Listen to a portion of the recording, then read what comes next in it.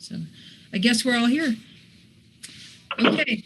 I'd like to call this July 14th meeting of the Northfield Township Board to order. Please stand for the invocation and pledge, and we'll have Ms. Bellinger do that.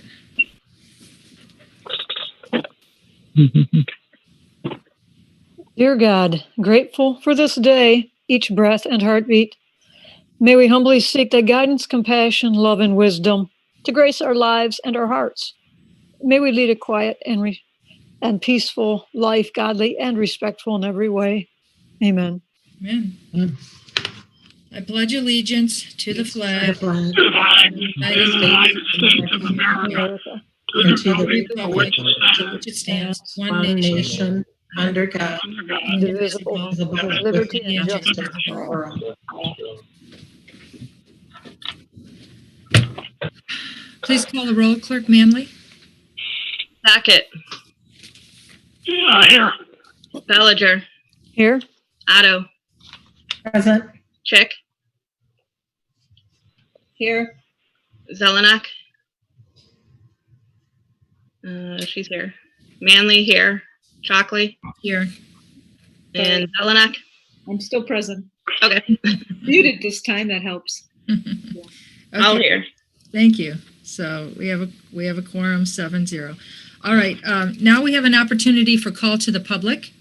And if anyone out there in the public would like to speak to us tonight and share their thoughts, please raise your hand and state your name, your address, and take 3 minutes. Try to take 3 minutes, and I will let you know when there's only like 30 seconds left. So we have someone with a phone number who would like to speak. I'll allow you to talk, and feel free to tell us what your name is. It's 192. The phone ends in 192. Okay. It's Barbara Wutka, 5985 Leland Drive. And the reason I'm calling is I take exception to Ken Dignan's recent remarks posted on Next Door Neighbor against Tawn Bellinger.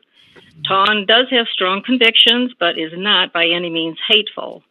And then looking at his comments, what exactly does he mean by a strong tax base?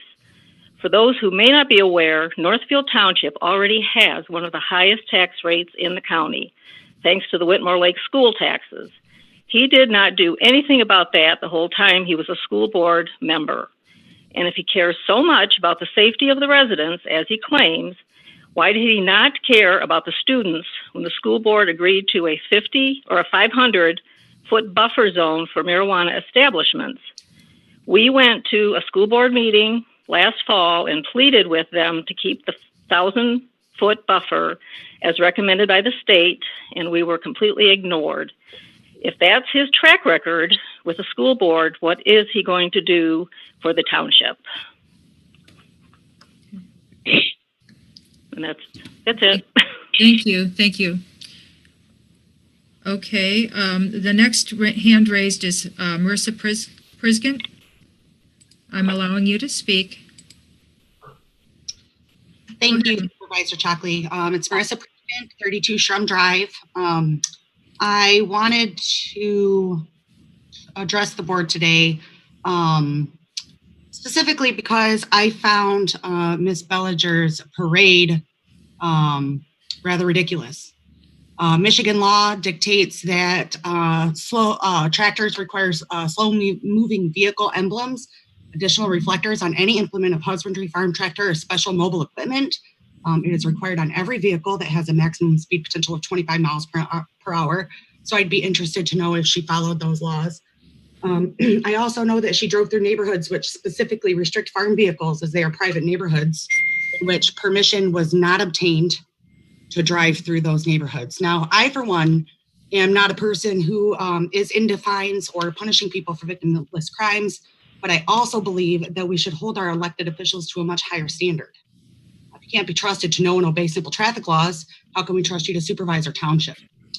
I'm sure that the Kiwanis Club, which you claim to have volunteered for on your website, but cannot be confirmed by members of Kiwanis, is less than thrilled that you decided to take the parade into your own hands and turn it into what I thought was an embarrassing display of self-promotion. In my experience, the most effective leadership skill is to lead by example. And I think that you have gone above and beyond to prove that we cannot expect that from you. To address Ms. Wooka, I'm not defending Ken Dignan by any means, and I'm not even sure what she was referring to, but he's not on this board, so I'm not sure how that was relevant here. Thank you for your time. That's all. Thank you. Okay. Do we have anyone else who would like to speak to the board at this time? Not seeing any hands up. Oh, here we go. Mr. Gordon and Mr. then Gordon. Adam. Yep. Go ahead, Mr. Gordon. Hello, David Gordon, Helmer Road.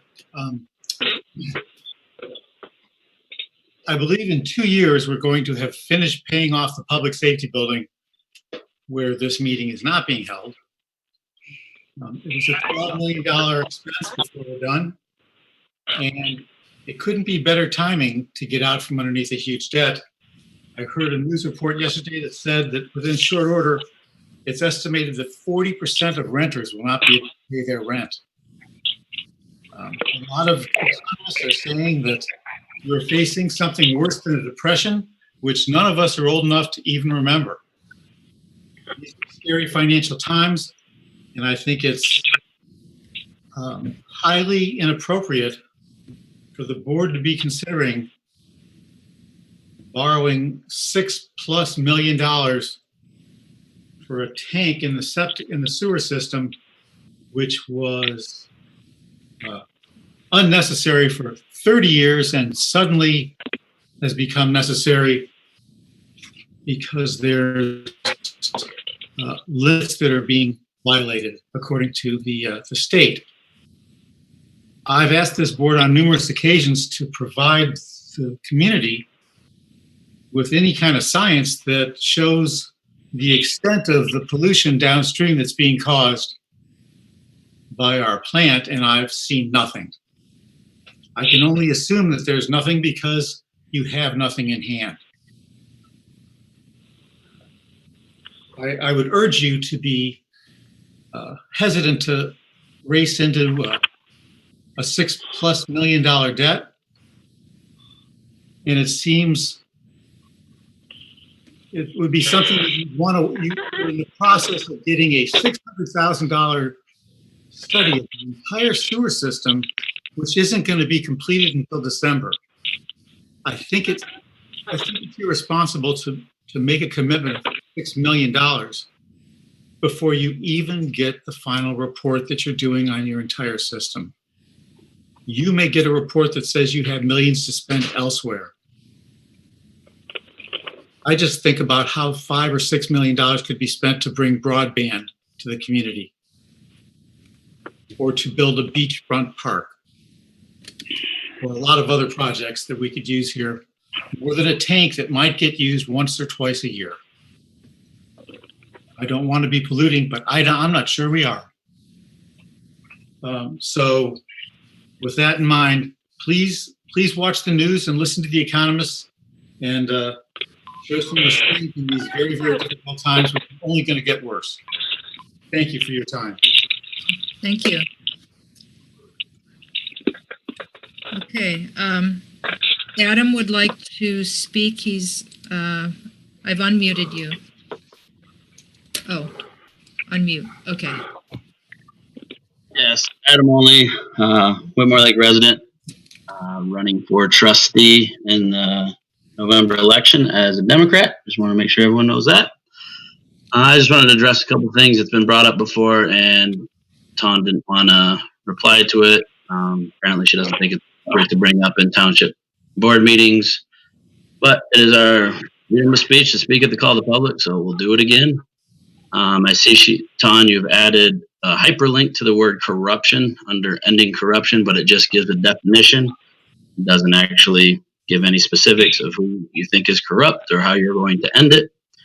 And I'd also like to address a picture with Chief Wagner. Is this like an endorsement? Does Chief Wagner endorse on as supervisor? And thirdly, you list who supported the ordinance last year, and you say with the support of Otto, Chick, and Zelnok. You want to make sure that, Docket voted in support of that as well. And it just seems like you might have forgot to put his name on there. I wasn't really sure.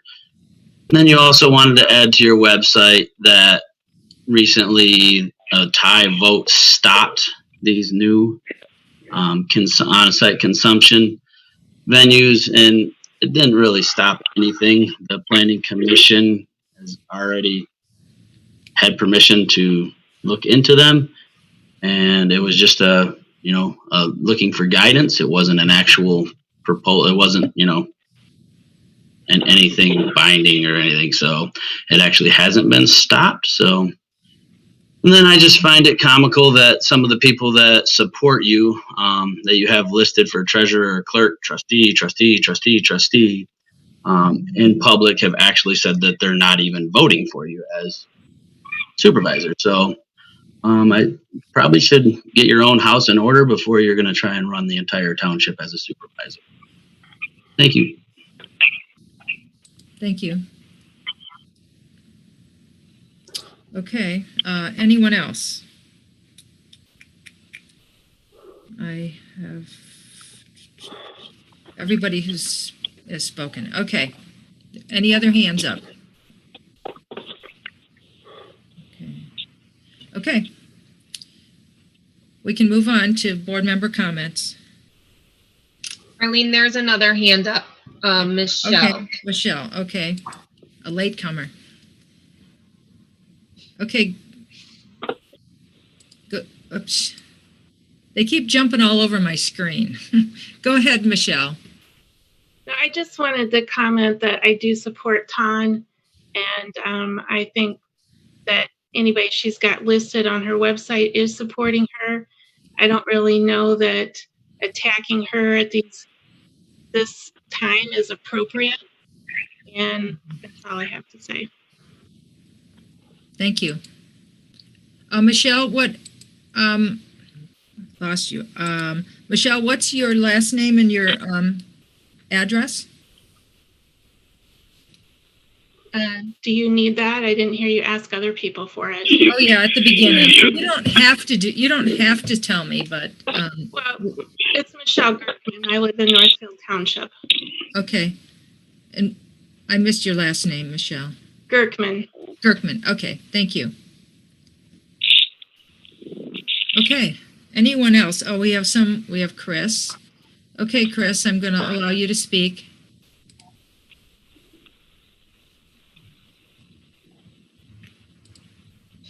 Okay.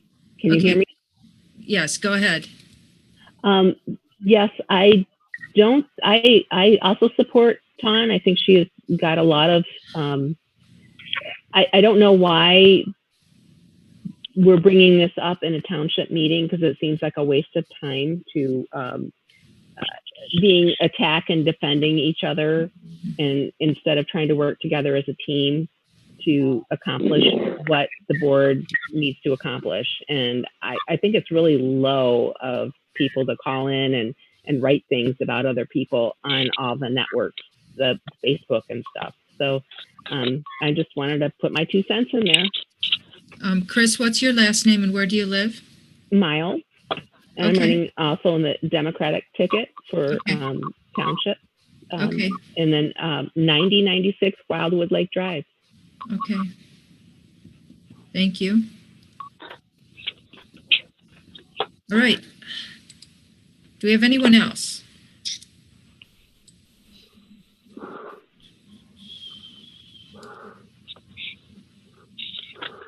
Okay.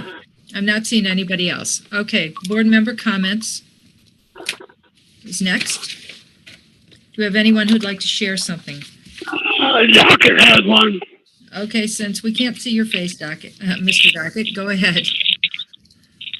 I'd like to say that anyone on the board or anyone running for a spot at the township we'll get a few arrows shot at them.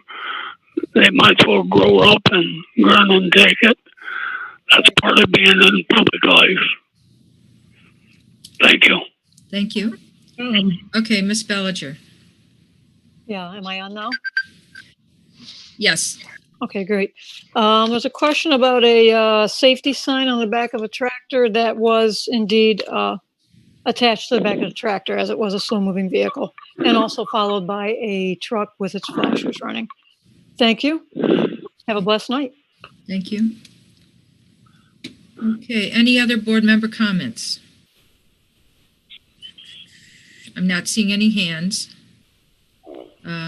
Okay, and I guess I would just like to say that I know it's a political season. I know we're supposed to have thick skins, and I'm not running, but let's please try to be nice to each other at least, and do the best we can here for the last few months before the election. Thank you.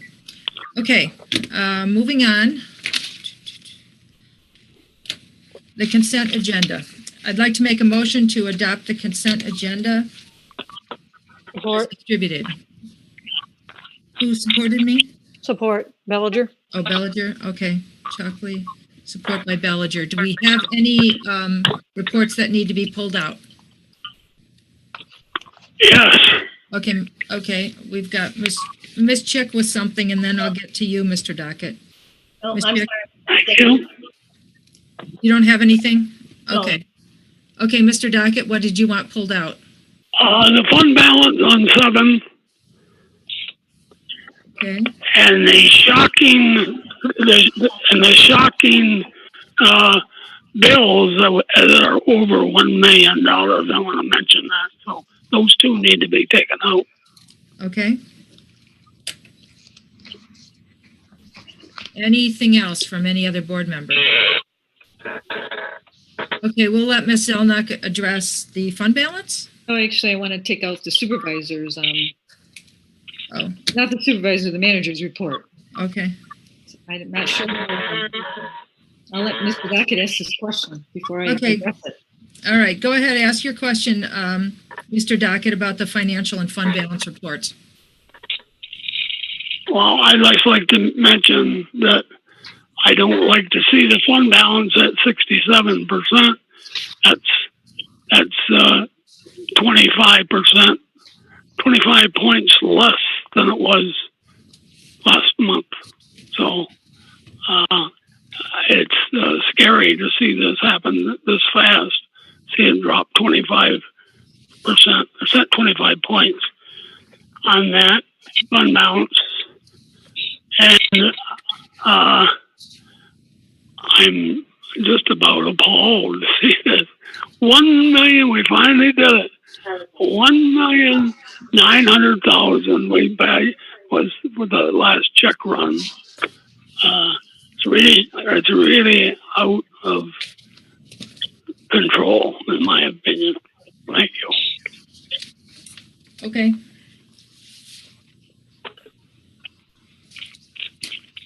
So we can have an answer to the financial report question. Ms. Zelnok, do you know? Yes. So I also, when we made our budget adjustments, I recommended that we needed to make the revenue adjustments as well. And we needed to make the cost adjustments that we did not spend. We did not do that. Therefore, it skews this report and gives us misinformation. We need to have a process that we ensure that when there are large revenue adjustments, they are made. And that we are not just looking at the cost and making sure that the department is not over budget. And we briefly discussed that at the last meeting, and that needs to be implemented. So I believe we need to direct Ms. Patrick or Ms. Starbucks, our controller, to ensure that that's incorporated, especially at the last budget adjustment. And this has skewed this report, and I was afraid that would happen And that is why I inquired why we didn't make the other adjustments. Again, the audit requires that we just make and ensure that each department is not over budget from a cost perspective. And that's a change that needs to be made because of this result. Ms. Otto, you have a comment on the same item? Yeah, I do recall that it was brought up initially 2 meetings ago when Lenore brought it up, and then it was brought up in the last meeting as well. It's true. I may add, so I think we need to have Mr. Ains put a policy together on that because Ms. Patrick reports to Mr. Ains. Well, Ms. Patrick didn't believe that that was an appropriate Starbucks, rather. Miss Starbuck, yeah. Didn't believe that was an appropriate way to deal with that, and she's our controller and specializes in this, so I actually have to defer to her. This will all work out in the new, like our next budget, I would think would be all corrected. Yes, and it's just, again, this will be, I would like to explore it with Miss Starbucks on her recommendations, because again, it gives a misinformation. This is not where we are. Okay. Perhaps a memo would be helpful. We are going to be closer. When I look at some of the adjustments that should have been made, I'd say we're about at 87% fund balance for the amended budget. Mm-hmm. Okay. Are we done with that topic? Not quite. Liars figure, but figures don't lie. Mr. Dockett. All right. Moving on to the other questions. Okay. Mr. Dockett, you had a comment about the check disbursement report being so high. We did receive an explanation about that. Mr. Ains, would you like to address this?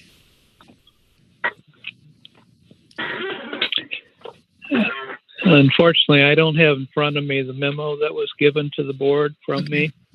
Okay. That's one of the technical difficulties I have at home, is I'm not seeing I can't see the packet at the same time as seeing all of you.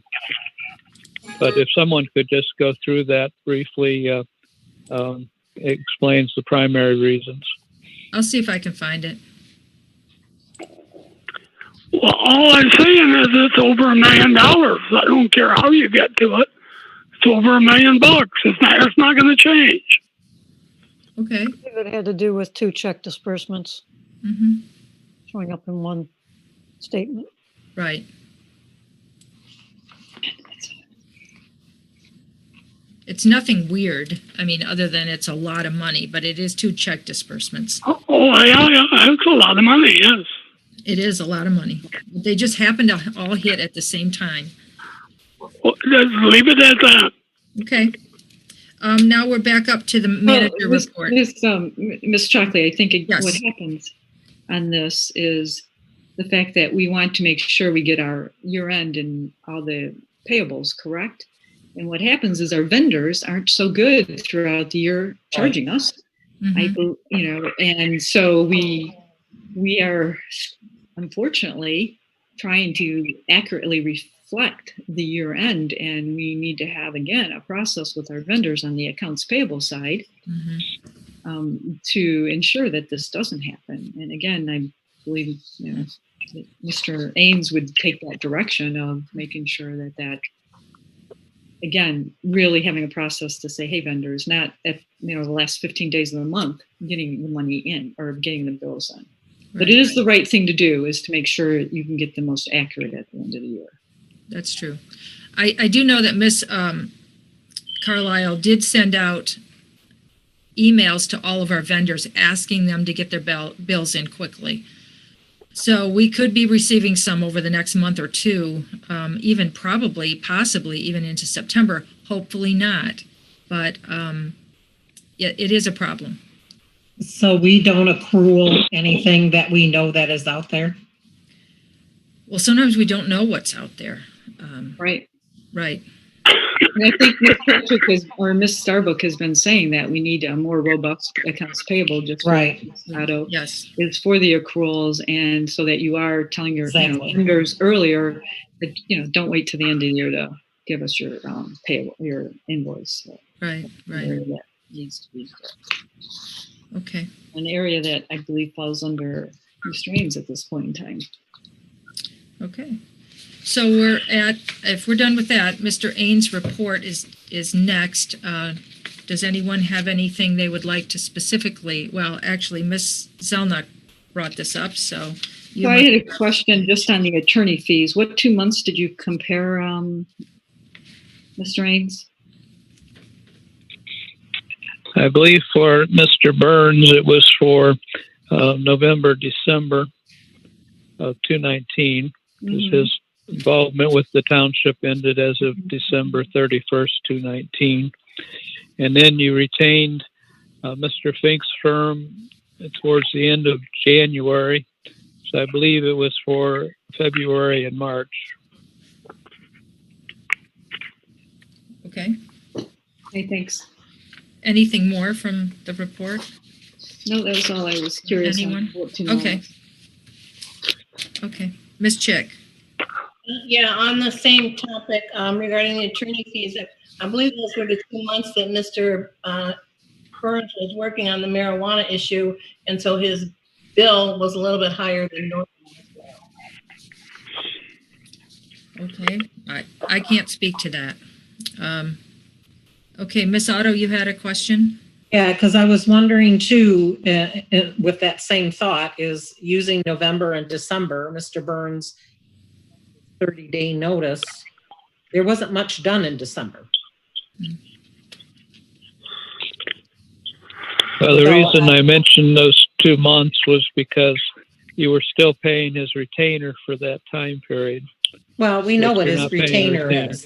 That's accrued every month. We know what it is. It's Right. an annual contracted rate.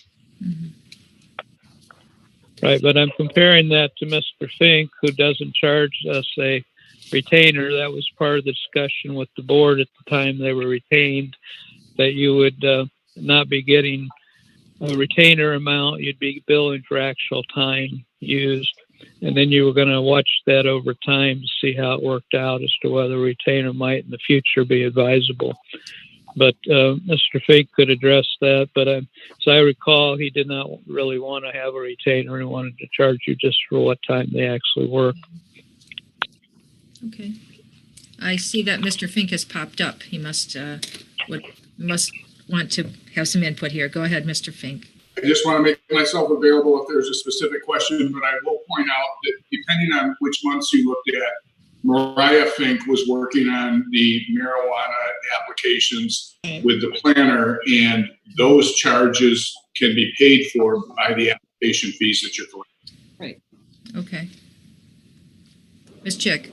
I just have one quick question. Actually, probably it's in the manager report, but maybe Lenore can answer it for me. On the Land Preservation Committee, I see that you're looking for more members. How many current members do you have right now? 7, including myself. Okay, so you're looking for more? Yep.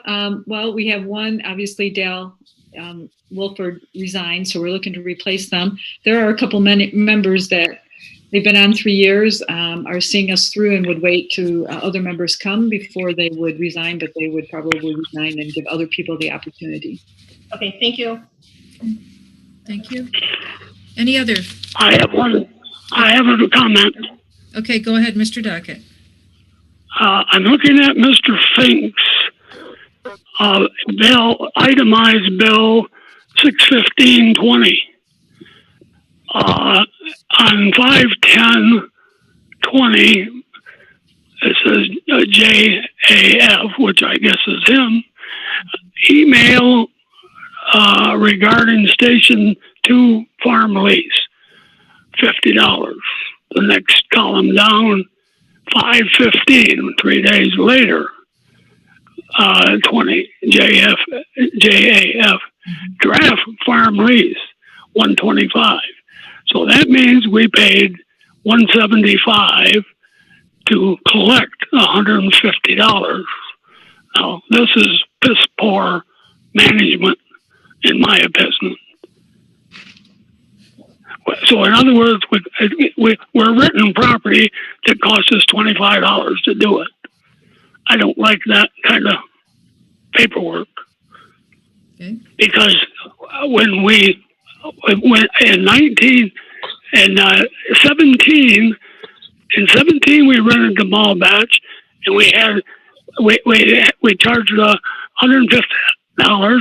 All 5 of us voted for it, and in 18 we did it again, and now all of a sudden we have to have a contract and we have to pay $175 to rent something for $150. I don't understand it.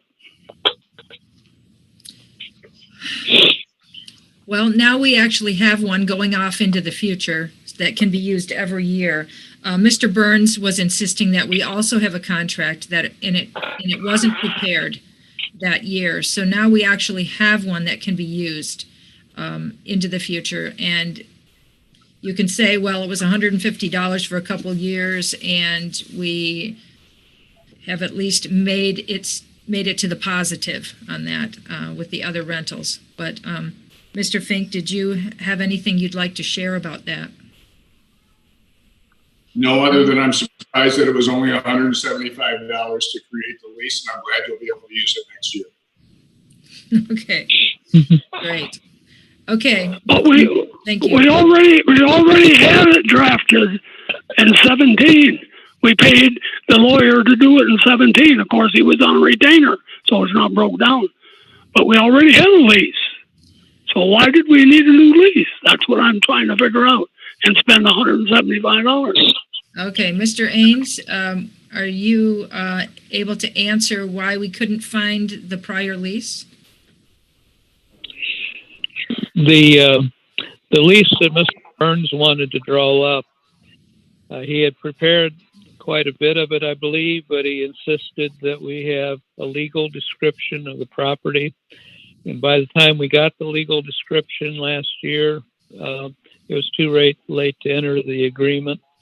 And so basically there was not a exchange of funds for leasing the property. So this was really taking that and modifying it. Okay, thank you. I'd like us to move on. I guess I would say, go ahead. I would say further, as I recall, the board had said that they wanted to have a lease on it. That's part of the reason that we went ahead with it. Mm-hmm. We had a lease. We had the lease. Okay, well, now we have another lease.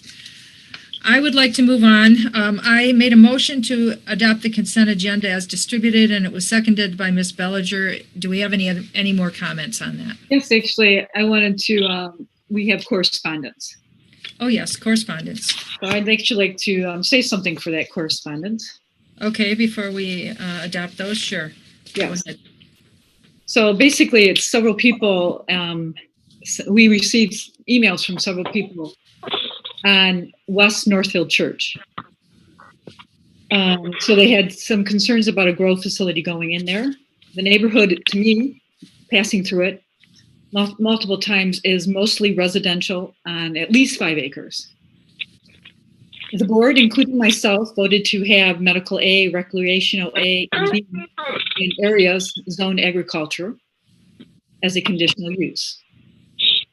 Conditional uses need to be harmonious and appropriate in appearance with the existing or intended character of the general vicinity.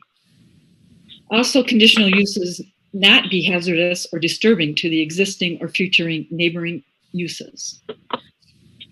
So overall, looking at how our township has grown over the years, I don't think the agriculture zoning has and is consistent with how we have grown.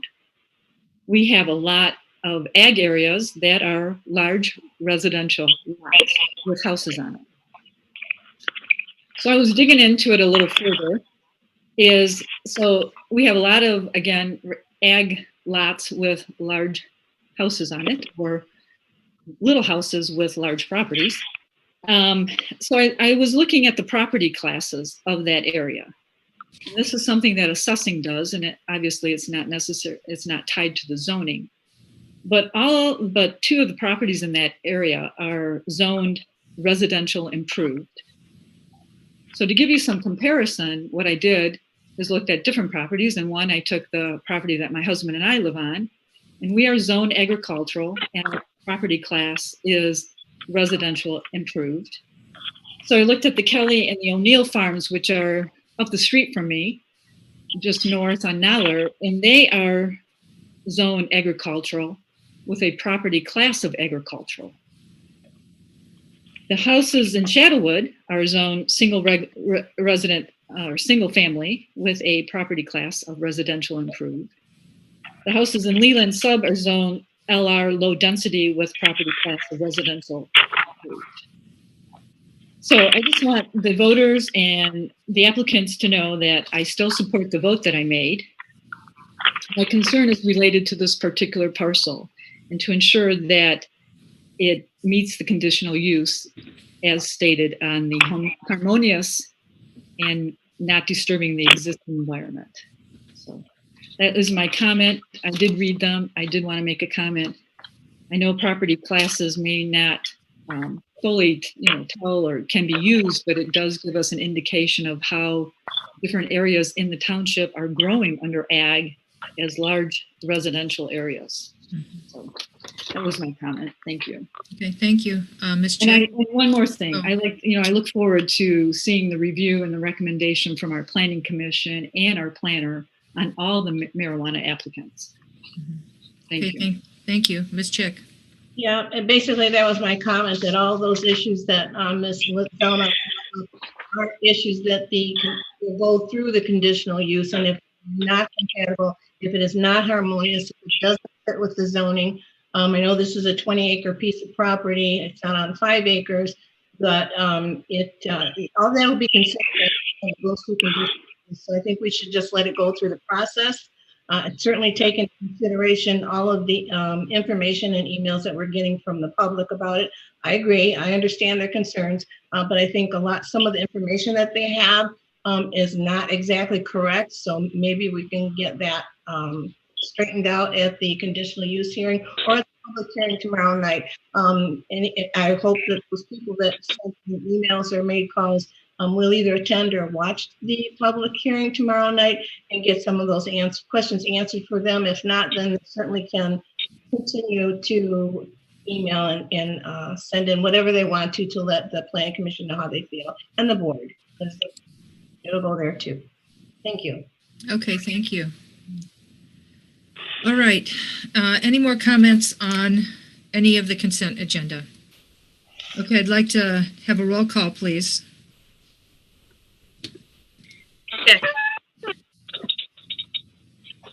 Chick? Yes. Otto? Yes. Dockett? Yes. Bellinger? Yes. Shockley? Yes. Manley, yes. Zelenak? Yes.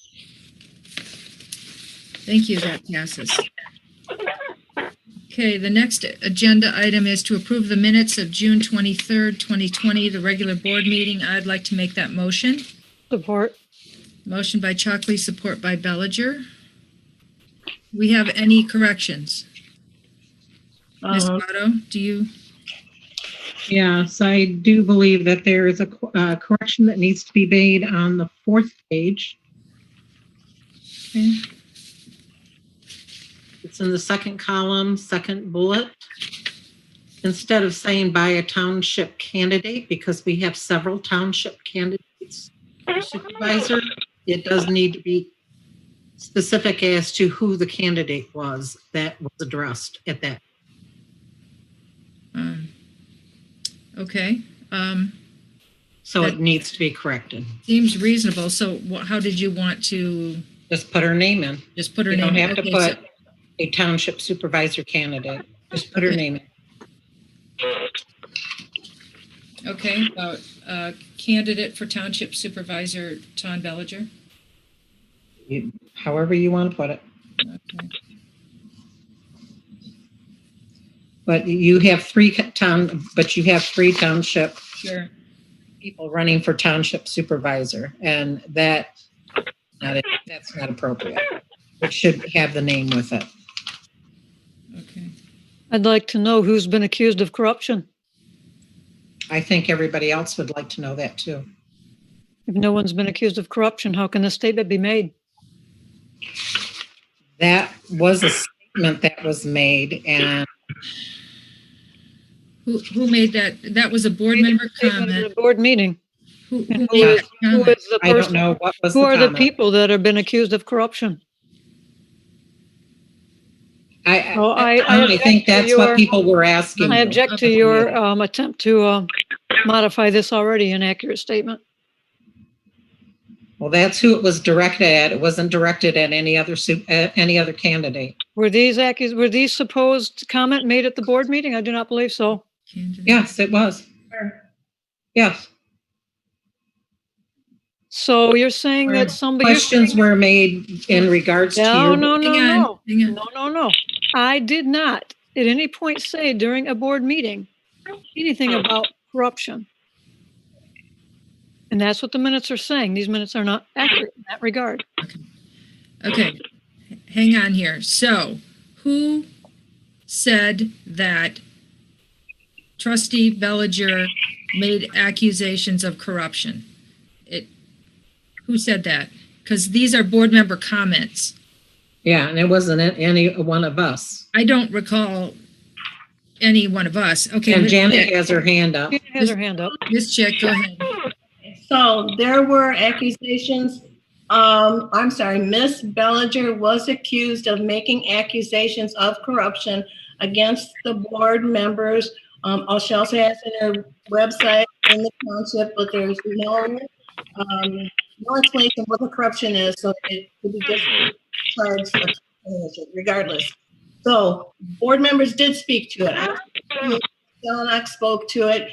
Ms. Limbell often doesn't put the names of the people that make the comments, but it was addressed by board members at that meeting.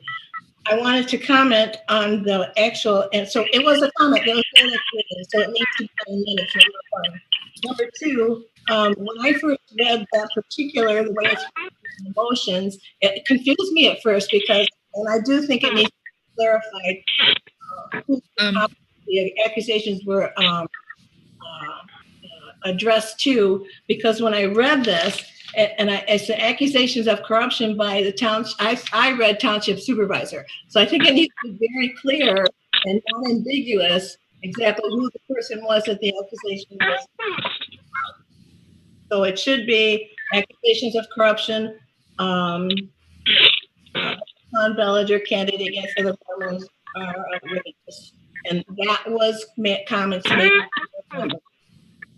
Okay, if that was a comment made, somebody raise their hand and say they made it. I'm raising my hand, Ms. Okay, Ms. Zelenak, go ahead. I made it on her website. Ms. Bellinger has End the Corruption. I do find that outrageous. I do find that not helpful for our community, and I would like to know what that means. I don't think that promotes our community in a positive way, nor the board members and the corruption. So yes, I was the one that raised that as a deep concern, and the corruption. I would like to know what that means. And again, I do not think that puts a favorable light on our community when we're trying to attract people to come, businesses to come. To say such a statement like that is very disturbing and outrageous. Are we talking about minutes? We need to reflect in the minutes who said what. Yes, Ms. Bellinger, I am talking about minutes because on your website you said that, and I said I thought that was outrageous that a candidate for the township supervisor would make that statement. So the minutes need to be corrected to state that you had brought this up. Well, then you need to put every board member's name next to the comments that made, because Mrs. Limbell just kind of bunches them together to make it so that it's easy to read. So you can't have it both ways. And I'm still trying to get an answer of what that meant, what that means to our community. You can't just say it and not back it up. And I just want to understand what that statement means. Make sure the minutes correctly reflect what was said and what motions were made at the meeting. That's what we're doing now. Not debating a campaign. So, Ms. Zelenak, do you want to include your name there so that Ms. Zelenak? I'm asking for her name to be included there because that's who it was corruption by Tom Bellinger, not the supervisor candidate. That Well, was- you know, as Ms. Chick says, you know, as long as you want to put everybody's name on all these other board member comments, feel free. Again, I don't always think, you know, you call out specific items. And you got to be consistent throughout. If you It want needs to put be- your name on there, you can certainly do that, because I will stand by my statement. I think a statement like that is good for our community. Nowhere during the meeting were accusations of corruption made by this individual, and that needs to be reflected in here. Or shall I say, this needs to be corrected to make sure it does not reflect that, because that was not said, nor was it implied at the meeting, the last meeting. So therefore, the minutes need to be corrected in that regard. Would someone like to offer a bullet point wording so that we can get it to Ms. Lembo for this? I would just say the accusation of corruption by candidate Bellinger for township supervisor against other board members are outrageous. Unless we're going to rewrite the entire minutes on all the board member comments. Yeah. Well, then you might want to also specify that the proposed accusations were not verbal. Nobody here said anything. Nobody here said any accusations. So that implies that that was said here at the meeting, and it was not. That's my point. I don't think it implies that it was said at the It meeting. doesn't imply anything about being said or not said. At the meeting. Nope. It was, okay, so I'm going to propose this. Please. Board members questioned the accusation of corruption by Tom Bellinger on her website. Okay. That's it. better. That's better. Yeah. It takes it out of anything that's better. Okay.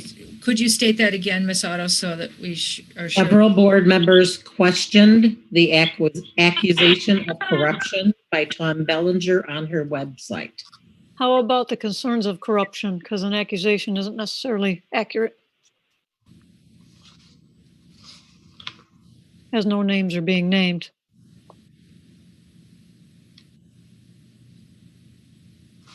Or potential accusations is better yet. Put the use of corruption on her website. Yeah. Whatever the word is, if that's what the words are. Okay, try it again. Several board members questioned the use of corruption on Tom Bellinger's website. Actually, Ms. Otto, it was to end the corruption. If to be specific, not the corruption. It was to end the corruption. Okay. That is okay. Want to get a little more accurate. Okay. So hopefully Ms. Lembo has that. I've written it down. So several board members questioned the use of the accusation to end the corruption on Tom Bellinger's website. Much better. Thank you. Okay, thank you for bringing that up. And anybody else have a change to these minutes? Because I would like. Is everybody happy? Is everybody happy with the correction? That we just made? I mean, we're going to have to vote on this, right? Yes, we are. Well, I'd like to make sure that everybody's happy Okay. with the correction. Okay. No, I got to vote. I just want to make sure that people are going to accept it. Yeah, Madam Chair, do you think you want to have a separate vote just on the change in that item and then accept the minutes? We could, but I don't necessarily see an issue with Ms. I'm happy with it. I'll vote for it. I would like to comment on the second bullet on the page 4 left side, where it says Land Preservation Committee members are to be commended using their own funds to mail information to township residents. And yes, I agree with that. But then it goes on, it says, and that is how such efforts should be funded. And it makes it seem like all the board members thought that was the case. And I don't know that, I believe I probably said that. Yeah, you probably did. Yeah, you could add, and Bellinger said, yeah, you could add that Okay. if you need to. Okay. And docket.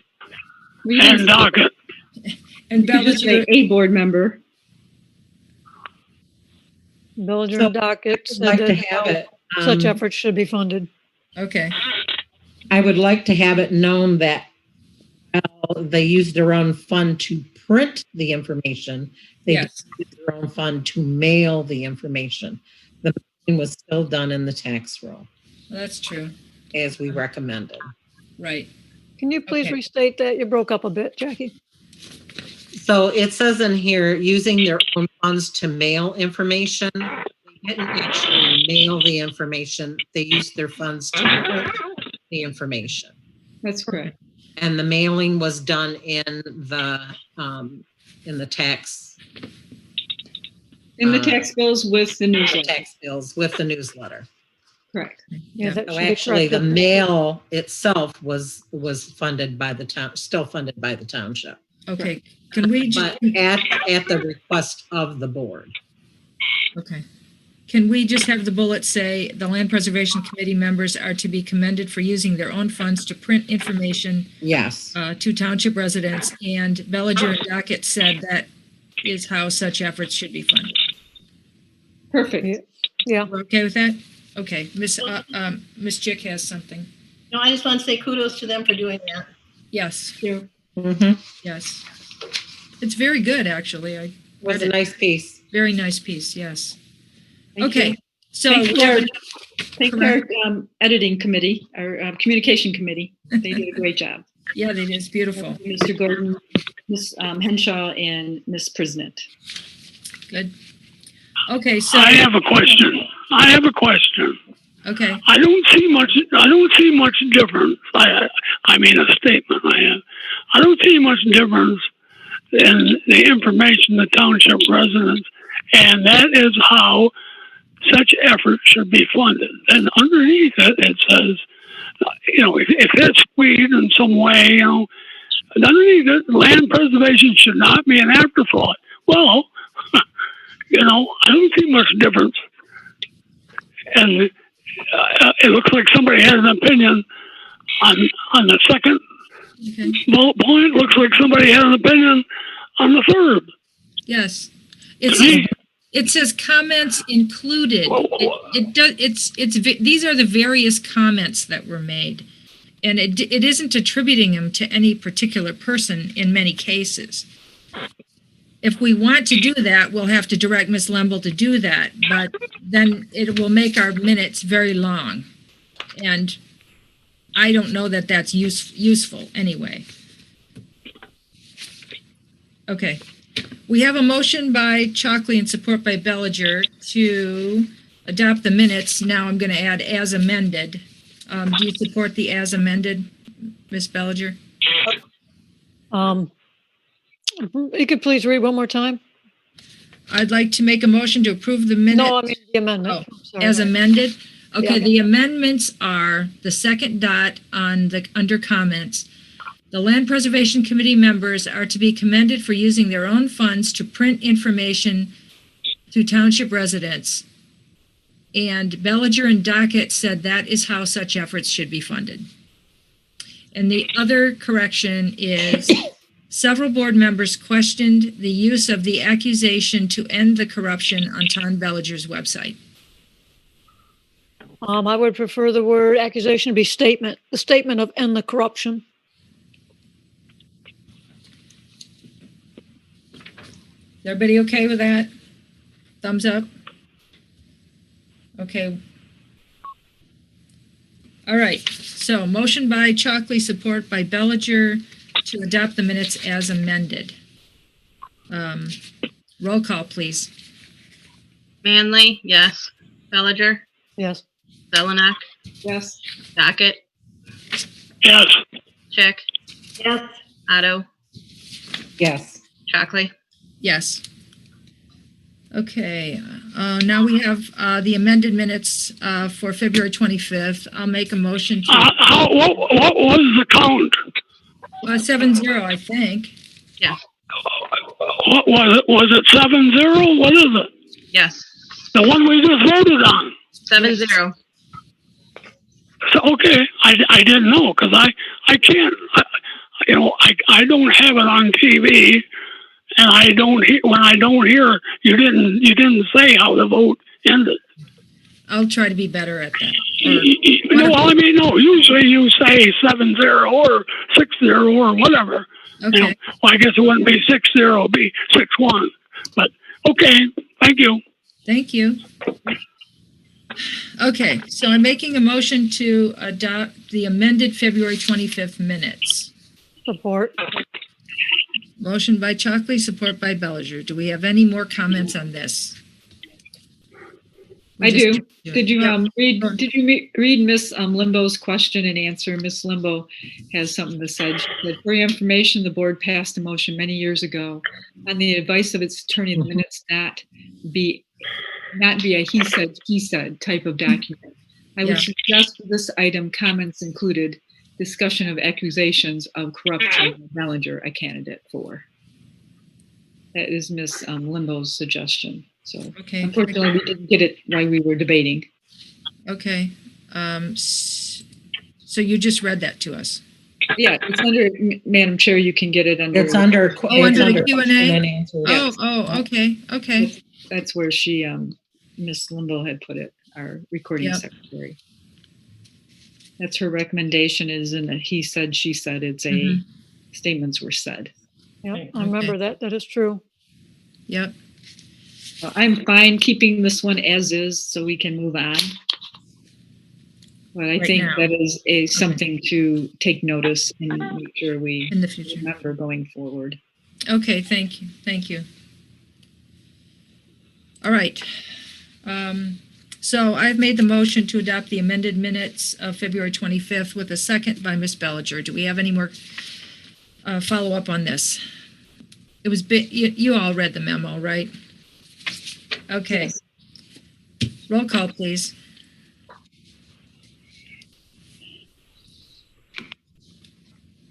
Sorry, Chalkley, Yes. Zelenak, Yes. Otto, Yes. Docket, Yes. Chick, Yes. Bellinger, Yes. Manley, yes. 7-0. Thank you. I'd like to make a motion to pay the open bills with the check run date of 7/15/2020 for a total of $80,587.36 from all funds in the municipal investment fund account. Do I have a support? Who supported me? I did. Ms. Otto? Okay, thank you. Okay, do we have any comments about the open bills? Yes. Ms. Zelnok? So my one comment is that we had asked the township manager to give us the planning detail as well, like he did for the legal. And you'll see that in our minutes. Support. Yeah. Support. It was in our minutes. That we asked both for the legal and our June 23rd minutes to get the legal as well as the planning detail to come with the bills. If you're proposing that, you have a second from me. No, actually, I'm not, Mr. Dockett, because we already made that motion at our last meeting. Oh, okay. Right. So I was just. I didn't see that in the minute. I'm pretty sure we did. I know we did. So. I believe I saw it. Yes. So I just would like to make sure that happens as well. Thank you. It was nice to see it itemized for Frank, and yes, I was also missing that not being itemized for McKenna. Yep. Okay. So two things. One is, can we work with McKenna and get it itemized like Mr. Fink has done, because that is extremely helpful. And the other is, we did ask for the detail to be included in the bills. But we did not ask for the detail, to get them to separate it like Fink did, where, he puts general marijuana, 75 Barker, wastewater treatment, and zoning. I think that's extremely helpful. Okay. Ms. Chick? Yeah, and we want it on a monthly basis, not just one time. I think correct. Monthly. Yep, that's correct. That's fine. Well, it seems like it would be helpful to just have it forwarded to the board when it comes in. Yeah. I don't know that it has to be in the packet personally. Just when it comes in, we have it like the day or the next day. To me, Ms. Chalkley, on having it in the packet is that it is transparent to the residents as well and not just to the board. If it doesn't get into the packet, it is not to me as visible to the people. And that's why I personally prefer it in the packet, both of them, because then it's more visible to our residents. I don't get everything unless it's in the packet. Right. Okay. So I personally would prefer to see the bills in the packet because, again, it adds more visibility to the residents. Okay. Are we going to do that with all of our consultants? Well, there might be some we might want to. I mean, it could be. I mean, we'll see. I think it would be necessary for those that are billing us monthly for ongoing uses. Like, we don't always Tetra Tech every month. Right. I mean, Tetra Tech we can go, but our planning and our lawyer fees run about $8,000 to $9,000 a month. It's good to have detail behind that. We call the question. We have been over this, and it does need to. I do appreciate that we do need to get the itemized bills. Yeah. I'd like to call the question. Okay. I might still have the floor, but that's okay. Are you done? I just want to make sure it happens. So how can you make sure that it's going to happen? Okay, Mr. Ains, can you make sure that's going to happen?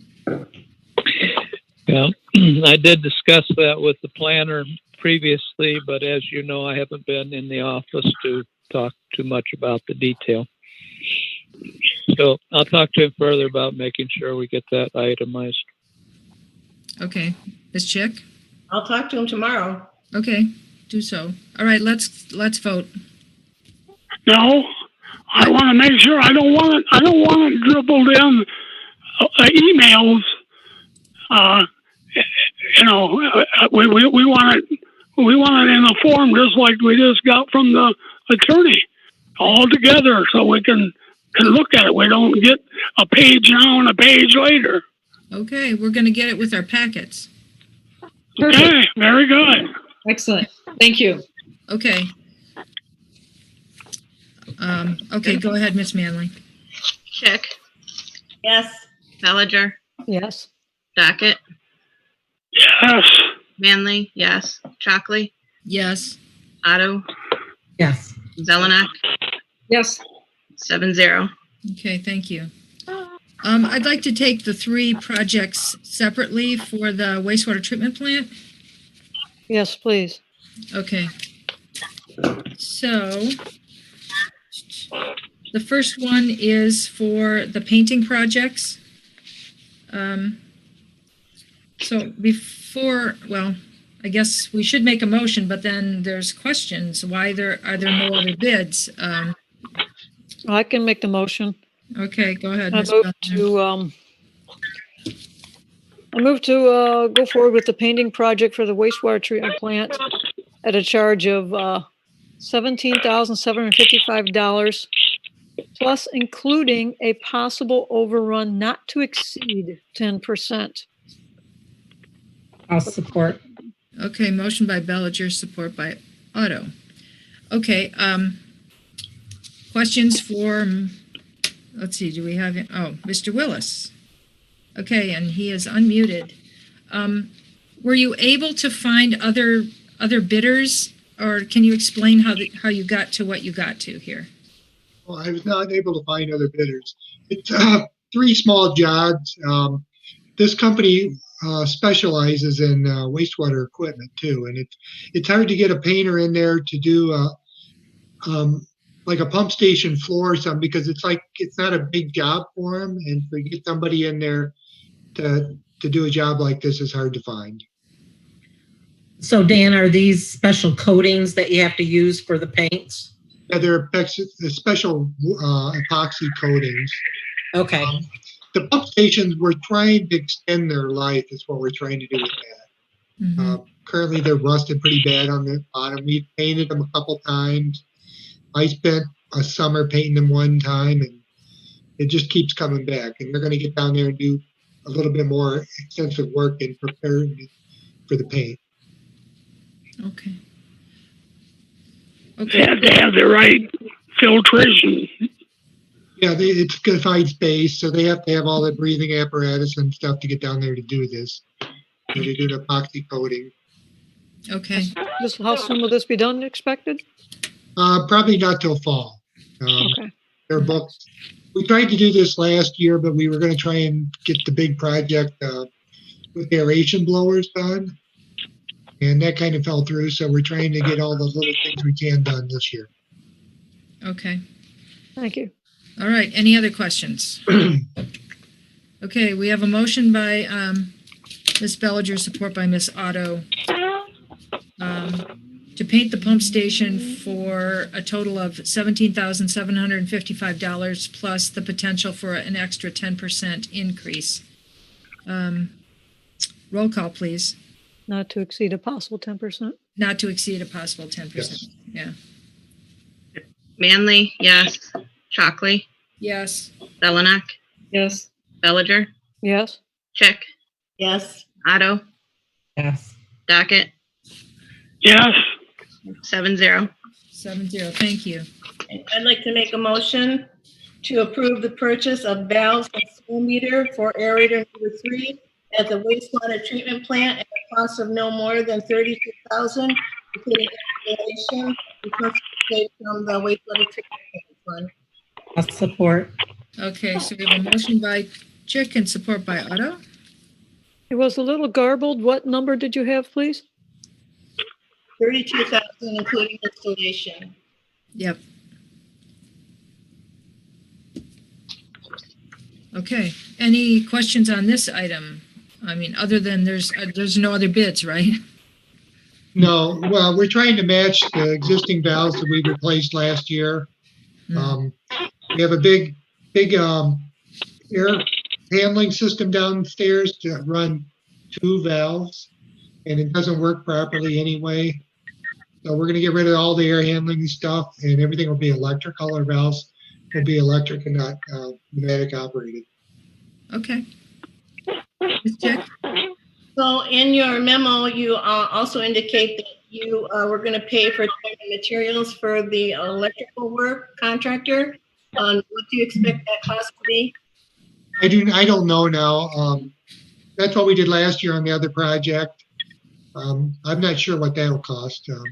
I haven't got an estimate on that yet. So. Okay, will you come back with that? Yes, I can do that. Thank you. Okay. All right, are we ready to vote? Okay, go ahead, Ms. Manley. Call the... Chick, Yes. Otto, Yes. Bellinger, Yes. Docket, What is the price? The total price? 32. 25,830? What? No more than 32,000.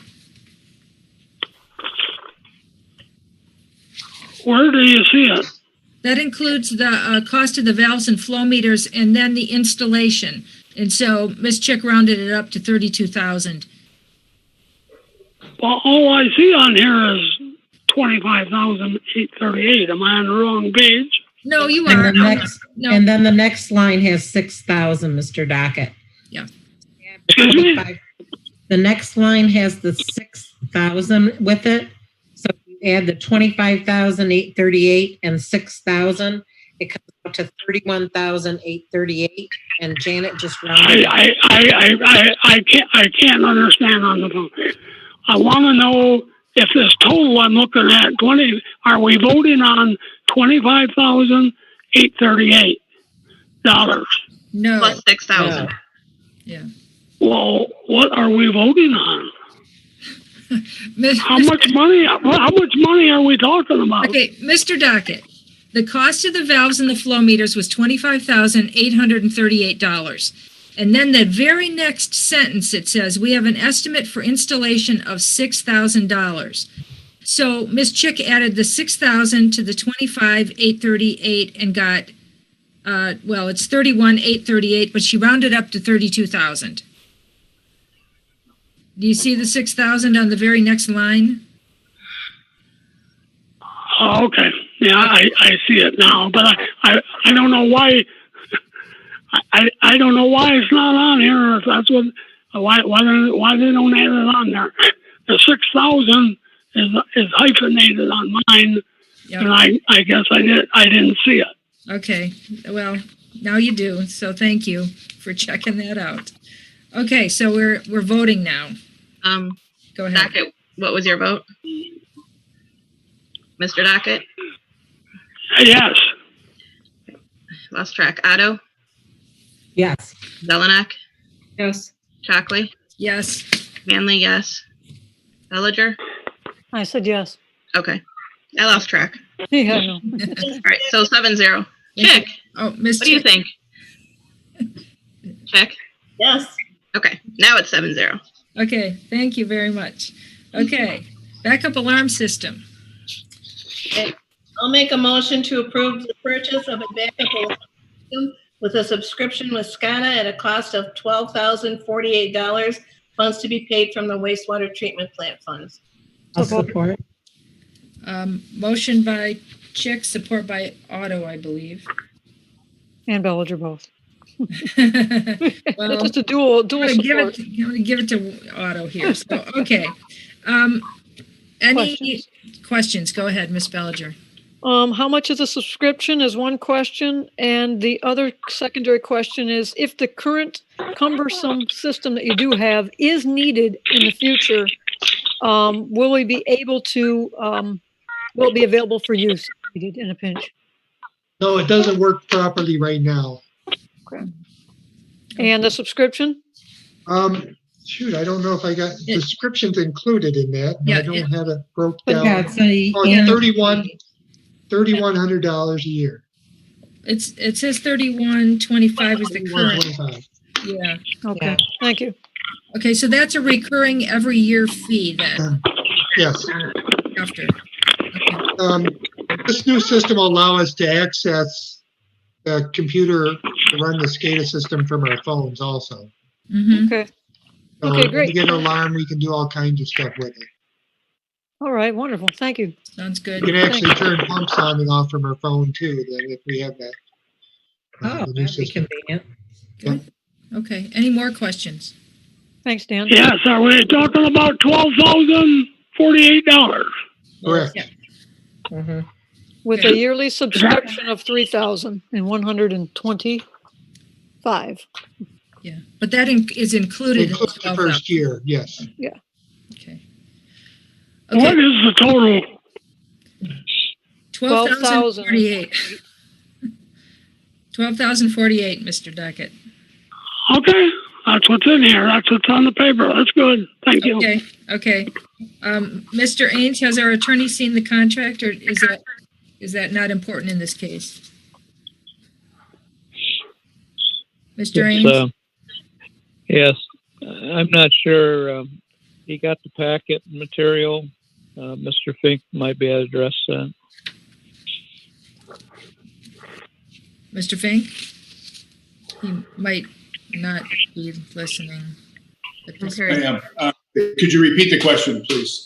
So we have this contract for a backup alarm system, and wondered if you had seen the contract or if it matters that you haven't reviewed it yet, or have you? I have not. I see it in the packet. I can review it tonight. My preference is always that the board approve contracts subject to attorney approval. Okay, can we amend the motion to have that? Okay.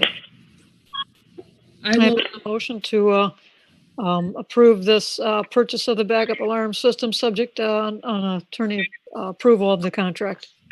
I'll support. Okay, motion by Bellinger, support by Otto.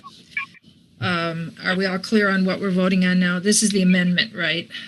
This is just for our attorney to sign, to review it before review it's it. signed. Yes, okay. All right, Did you, when we first talked, I mentioned that what I normally do at a board meeting is work on your materials. I've been sending memoranda to the chief and the manager, and I will do this contract while you're having your meeting tonight. okay, thank you. Okay, Miss Manley, go ahead. Chockley, Yes. Zelenak, Yes. Otto, Yes. Dockett, Yes. Manley, yes. Bellinger, Yes. Chick, Yes. 7-0. 7-0. Okay, so we have our original motion here with, as amended, motion by Chick, support by Otto. Let's have a roll call on that. Bellinger, Yes. Chick, Yes. Mr. What are we Dockett, doing? What are we doing? We're voting on the main motion now to get the backup alarm system. Is that something separate? Yes, first we voted on the amendment to have the attorney review the contract. And now we're voting on the main motion to purchase the backup alarm system. Okay. Yes. Okay. Otto, Yes. Zelenak, Yes. Shockley. Yes.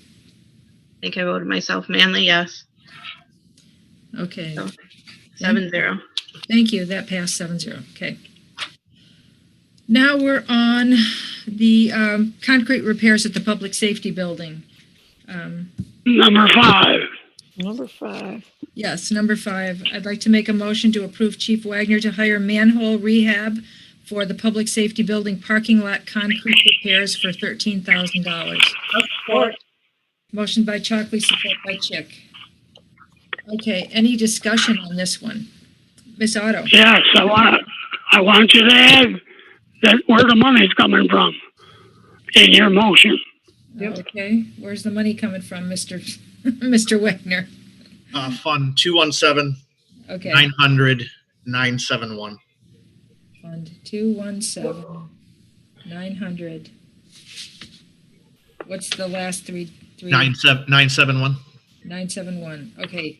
217 900 971.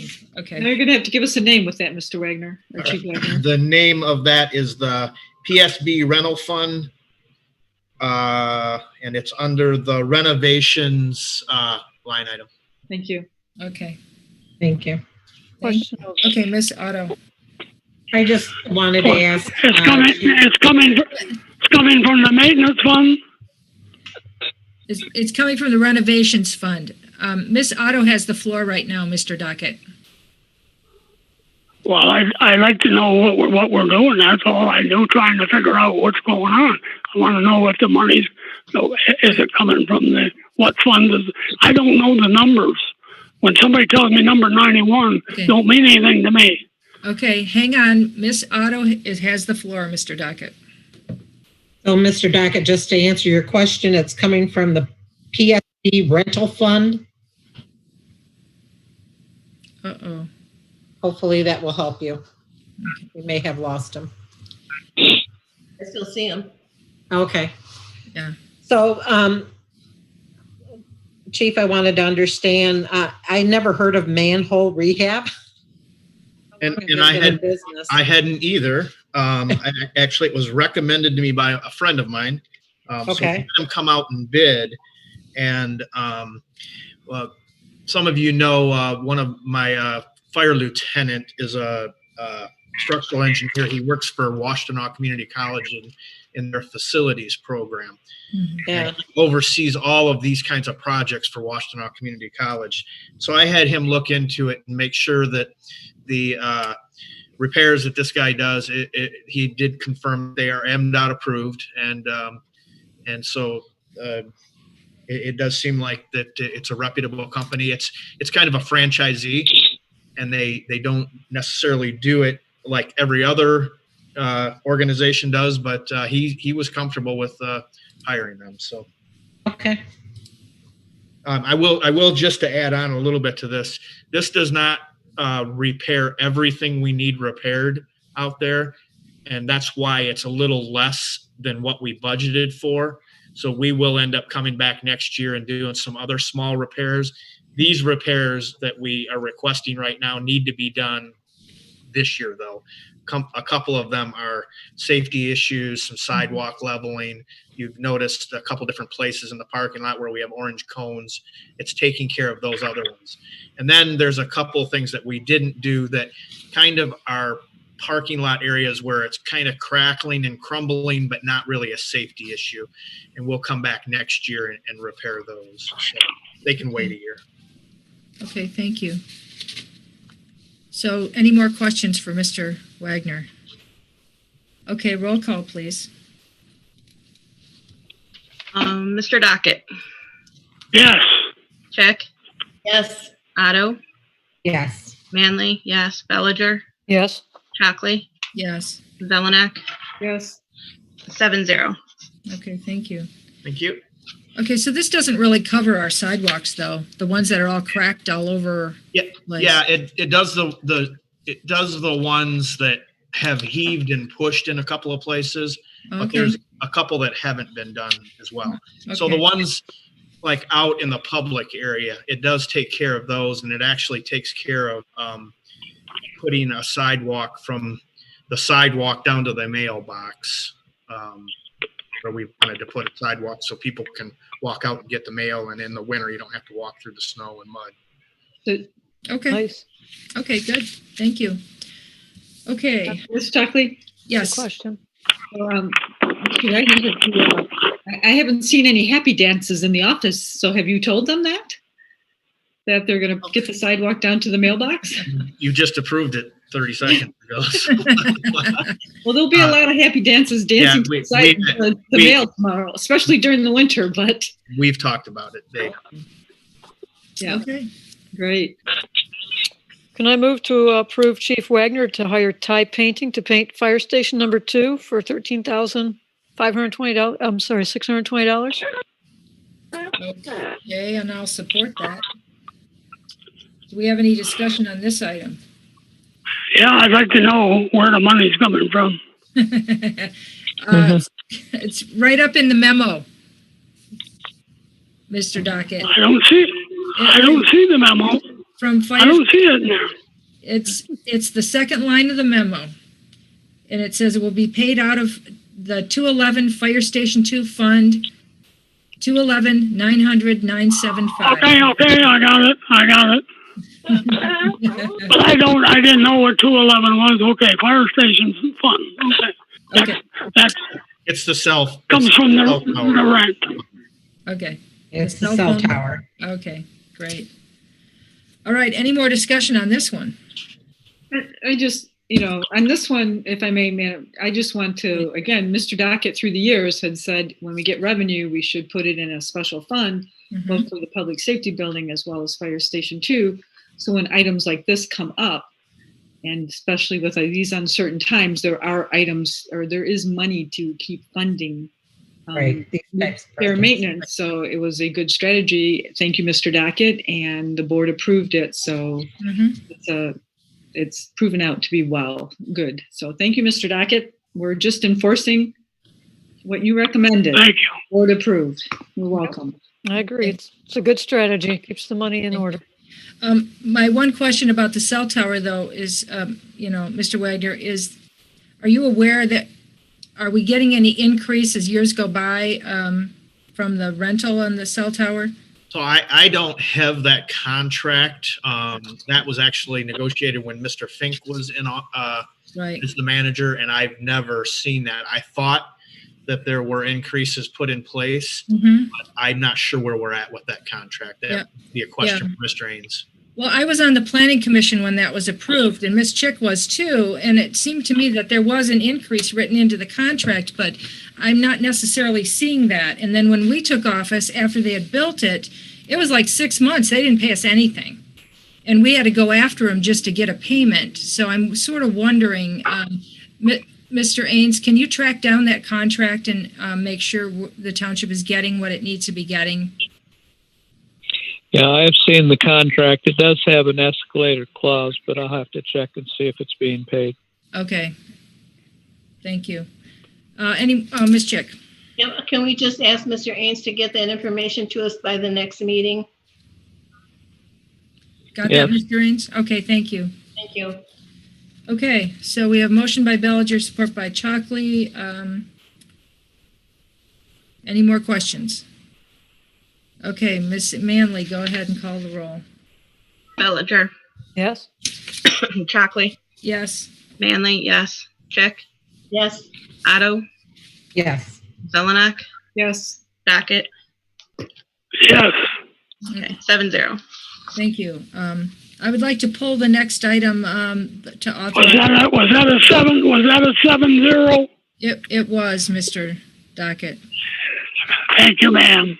Okay, the next item, apparently the candidate is not interested in the front desk clerk position. So we're pulling that one. Well, Ms. Chuck, Wait a minute. we would like to discuss that, even though maybe this candidate obviously has changed her Okay. mind, or Okay. this person, I believe it was a woman, is that we would like to discuss, if we had someone that was going to do it, why, because she's not going to do it, are we not going to do it at all? Oh, well, we don't have a name at this point, so probably at the next meeting. Okay, Mr. Ames, so can you speak to basically- this? Yeah. Yeah. Can you speak to what our Yes. strategy is on this? Yes, you had left the money in the budget to fill the receptionist position. So I had told Jennifer to go ahead and reactivate the committee and start with that. They were going to go approach the one finalist who they thought all three committee people had agreed on to see if that party was still interested. But in the meantime, this temporary person was proposed to come in and help out in the short term. She's the one that's pulled back on it. But as far as the permanent one, if the other candidate is still interested and willing to do it, then I believe the committee is willing to recommend that we go ahead and appoint that. If not, then we'll proceed with trying to secure other applicants for the position. Okay. Okay. So I did have one question on this. So if the person's going to do what we would describe as the entire job description, helping out with the building department, cash receipting, and the other responsibilities, the last individual was making $15 an hour, then I would be supportive of that. Now, if the individual is just really going to come in and help us answer the phones and direct the traffic at the front desk, then I would think a lesser amount would be appropriate, like $12 an hour. Because right now, what we need is, so Emily Ms. Hofstas, the deputy treasurer, may go up, but they actually want to see Ms. Wilson, the deputy clerk, or Ms. Wilson goes up and they want to see Ms. Hofstas, the deputy treasurer, or Ms. Bird comes up, and there's a lot of extra time and effort to not even get to the right person. And obviously Ms. Carlisle sits there, so she is also coming up a lot to the front desk and not necessarily have the opportunity to perform her current job. So it would be helpful, and obviously be helpful just to have someone answer the phone and get it directed, as opposed to just having the phone ring. So I guess it depends if it's going to be the full responsibility, or if we're thinking just a partial responsibility at this time. Well,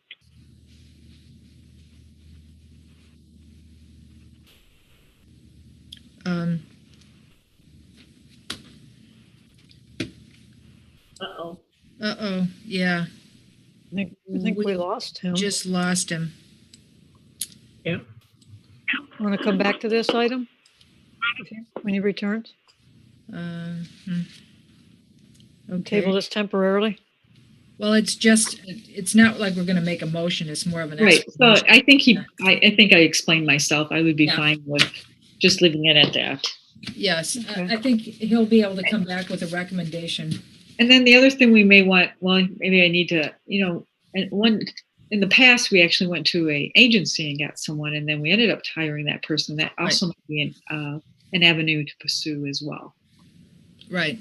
Because that might help us, see if the candidate's going to work out, because that seemed to work out sort of well.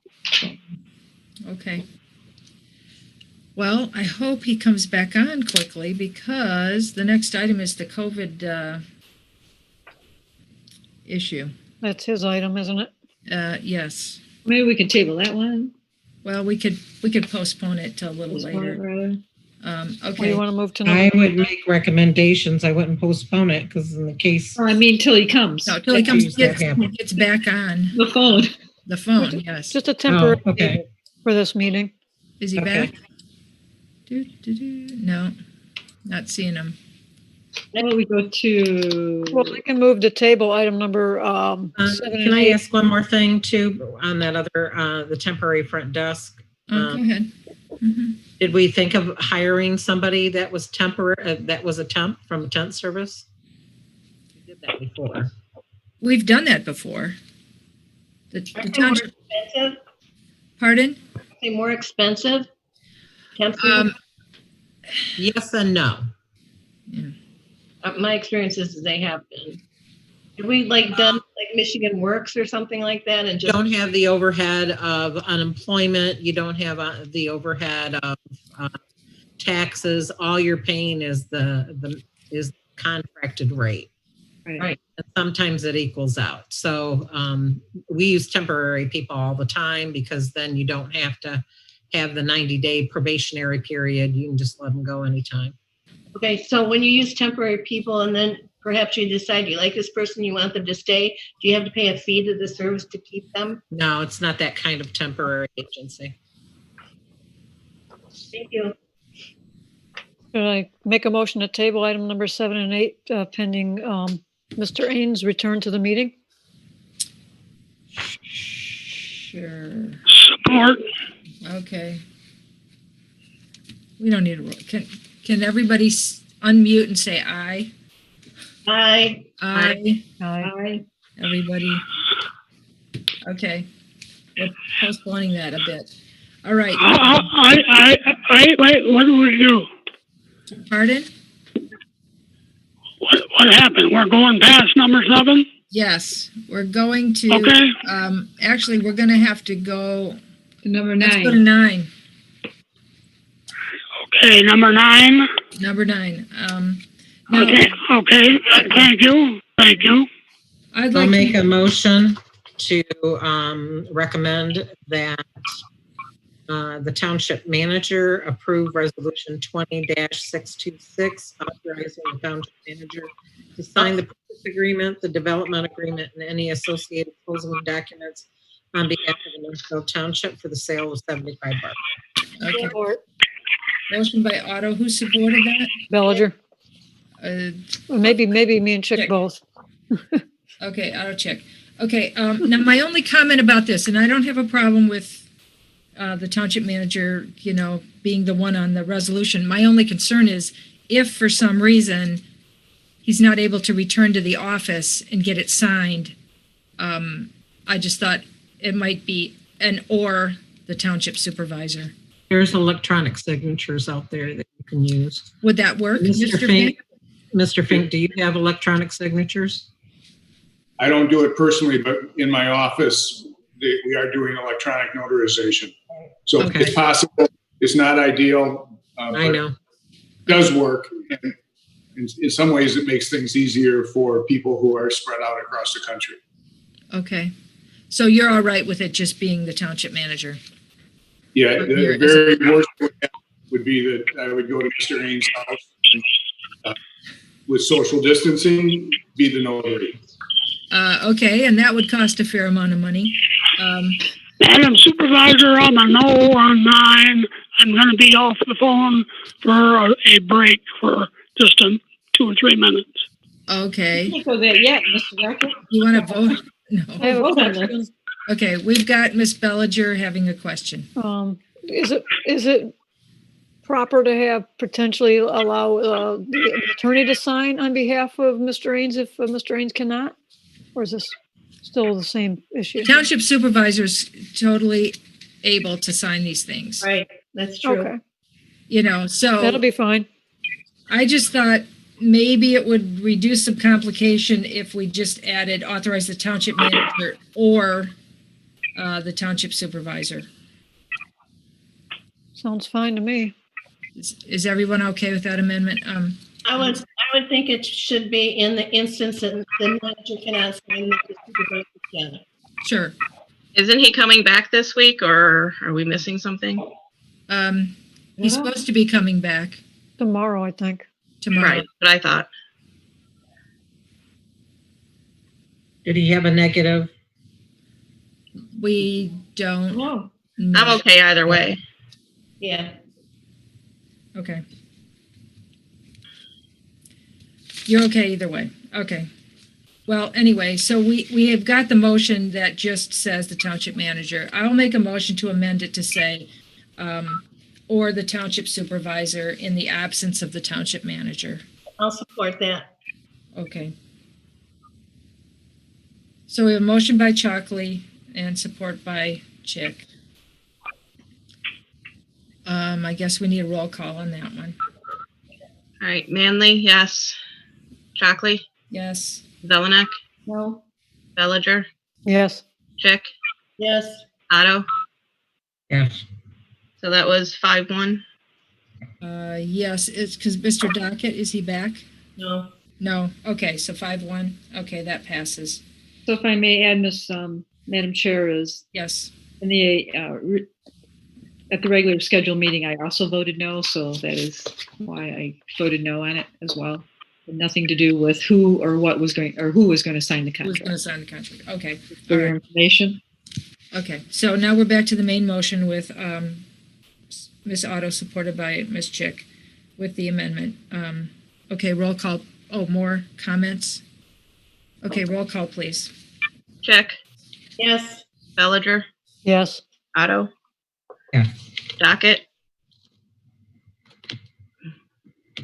Maybe he's not back. Manley, yes. Zelenak, No. Chockley. Yes. Okay, thank you. That passes 5-1. Okay.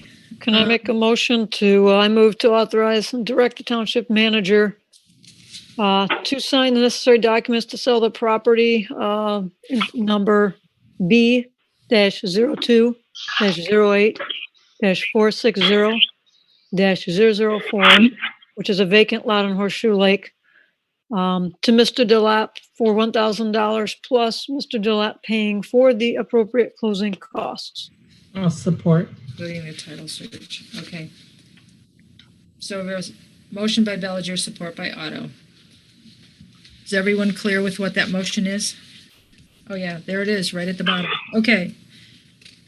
Any discussion?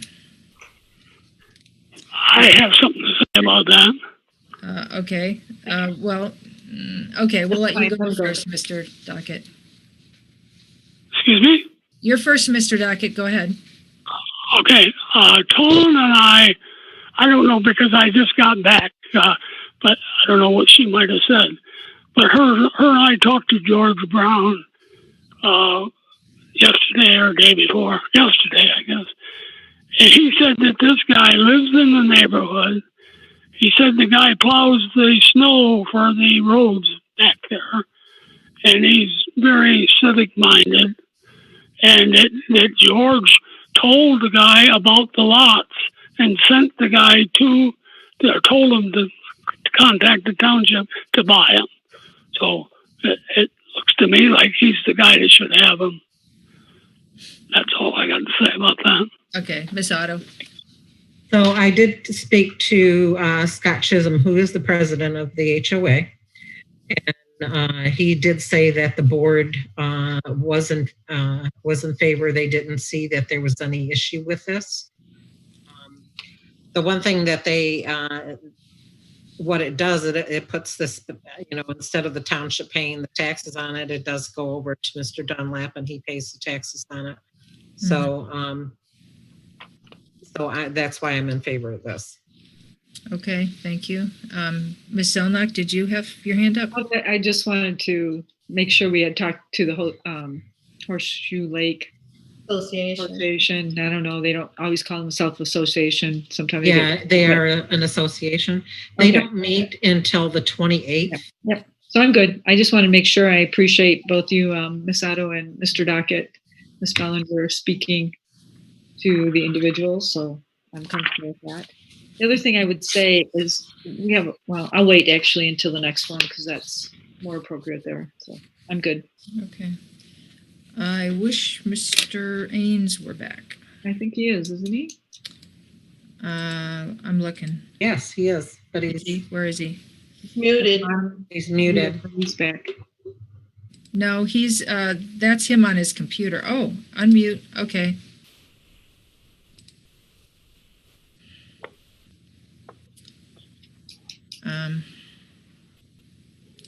I can't seem to unmute him.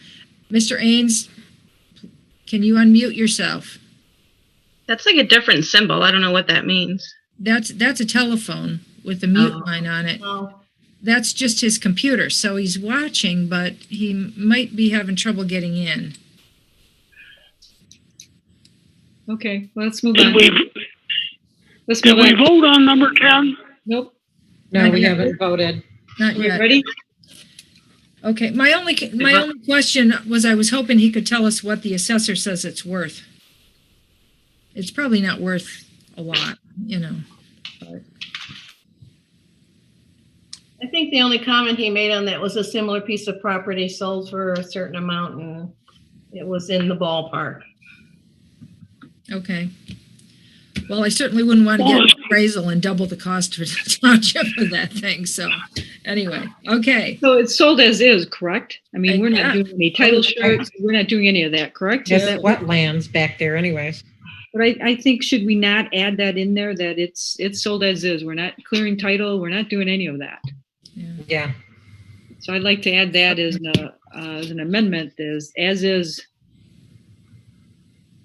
I'm sure if Mr. Fink has better terminology than that, but just as is. Yeah, the only thing that this person is using those lots for is so he could put a dock out there. I'm sure it's not buildable. It's not. Yeah. So he wants it for a dock. Okay. Yeah. So again, I think we should add, that it's as is, no title. Okay. So that's my friendly amendment. Okay. Ms. Bellinger, Ms. Otto, do you accept the friendly amendment? Sure. Okay. Ms. Manley? The assessed value on it right now is $300. Okay. So I think we got enough. I think it's all right. Yep. Yeah, thanks. Okay. I was just going to look that up, Miss Manley. You're a little faster than I was. Yeah. Great. Okay. If there's no more comments, let's have a roll call. Manley. No, let's I have not been able to follow this. I would like to hear the proposal. I mean, whether we're going to sell the guys a lot or not for $1,000. Yes, we're going to sell it. Okay. As is. Okay, who made the motion? Bellinger, support by Otto. Can she read it again, please? Motion was to authorize and direct the township manager to sign the necessary documents to sell the property, parcel number B-02-08-460-004, to Mr. Delap for $1,000 plus Mr. Delap paying for the appropriate closing costs. There was a friendly amendment by Zelenak to add sold to sell it as is. Very good. Okay. Good? Yes. All right, Mr. Dockett? It's your vote. Yes. Chick? Yes. Bellinger? Yes. Otto? Yes. Zelenak? Yes. Manley? Yes. Chockley? Yes. All right, 7-0. Okay. Thank you. Should we table number 11? We could. I would like to talk about it. But, it is an issue, We've got all this property and we've got this deficit and... Let's auction it? I don't know. So, anyway. Go ahead, Ms. Zelnok, you have a comment on it. My thought is, my understanding is we have about 3 areas, right? We have Horseshoe Lake area, we have behind the public safety building for a park, and then we probably have some miscellaneous pieces of property. We do. I would like to, obviously, my personal is to keep the public behind the public safety building. Eventually, we can get the article enough property, maybe a grant, to actually do what was originally planned. I think back in the 2000s. The ancillary ones, Ms. Bellinger put it up for auction. The Horseshoe Lake ones, I would like Mr. Ains to talk to the Horseshoe Lake president and get their opinion of, would they like to purchase it? Would they like to put it in some sort of preserve, or would they just let the township sell it? Yeah, I think I did talk to the president on that, and he said that they would like to talk to us about being in some type of trust because they don't want to pay taxes on it either. Right. So I think that we should work with them and the public part. So I'm thinking the ones property that we need to identify are the ancillary ones that fall in neither one of those categories, because Horseshoe Lake should be, I would like to talk to the Horseshoe Lake Association get their opinion on that. Mhm. Public safety building, I'd like to keep. And I just really want to talk about the ancillary ones here and there throughout the township. And as Ms. Bellinger said, probably put those up for auction. Or Well, would you think we should make a motion to have the manager Well, gather up information on township-owned properties with the exception of behind public safety building and the exception of the Horseshoe Lake? Support that. Well, except that he already has. Well, that's This has been on his plate for months, and here Miss Chick has a comment. Well, it would have been good to have that information in our packet. Well, yeah, but it's exactly. But we do have all of that. Go ahead, Miss Chick.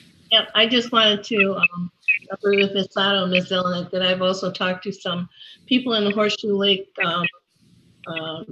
area, and they said if anybody was thinking of selling those properties, if they would like at least first bid, maybe some of the property owners in there would like to buy them first, but definitely the association should be contacted to see what they would like to do with it as well. Okay. Okay. I got something. I'd like to add something to this. Go ahead. I talked to George Brown about it. I told him, the township, that I would make the proposal that we give the property to the Horseshoe Lake Association. He says there's 4 different associations there, and that it's difficult to get everybody together on that. He said that that their bylaws say they can only own so much property. Right. So it's something that needs to be worked out with George or Horseshoe Lake Association, whatever. But on the number 2 spot, number 2, the second sentence in number 2 towards the end, where it says, and improvements that are desirable to prepare the properties for sale. No, as is. That should say as is. Don't put any improvements that are desirable to prepare to sell. We don't want to get involved with that. I agree. I mean, it doesn't make sense for us to have that. Do you see where I'm saying? Sell properties and improve, whatever is desirable. No. Lenore's right. It said, as is. You sell stuff as is. Yep. Yeah. Okay. But the lots are worth nothing, and they're on the tax roll. Let's get rid of them. Why should we be paying the taxes on them? So Thank you. So Mr. Dock commented what's the next that we reach out to George Brown. George is part of the board. It needs to be the whole HOA board that is in discussion with it, because they also have to look at, they're a different type of association. They're a summer home association, which is different than any other type of association that we have in Northfield Township. So they're a little different. Their bylaws are different. It needs the whole board to look at it, not just one person. Okay. I would like Mr. Ains to bring back a list of the properties that would be appropriate to sell at the next meeting, and a process that. Right. I was trying to say it's complicated. Yeah. Right. I would support that, Ms. Chalkley. Okay. Okay. That Mr. Ains bring a list of the properties and a process to. Yes. And that would include, dealing with the Horseshoe Lake properties. I tried to get them off the tax roll before December last year. Didn't work, but it would have been a wetland preserve. And then you have a we good had an issue. But hopefully they'll see the wisdom of that if they don't want to buy that in the future, if none of them are for sale. Ms. Chick. Otto, so who would Mr. Ains contact? Who's the contact person for the HOA?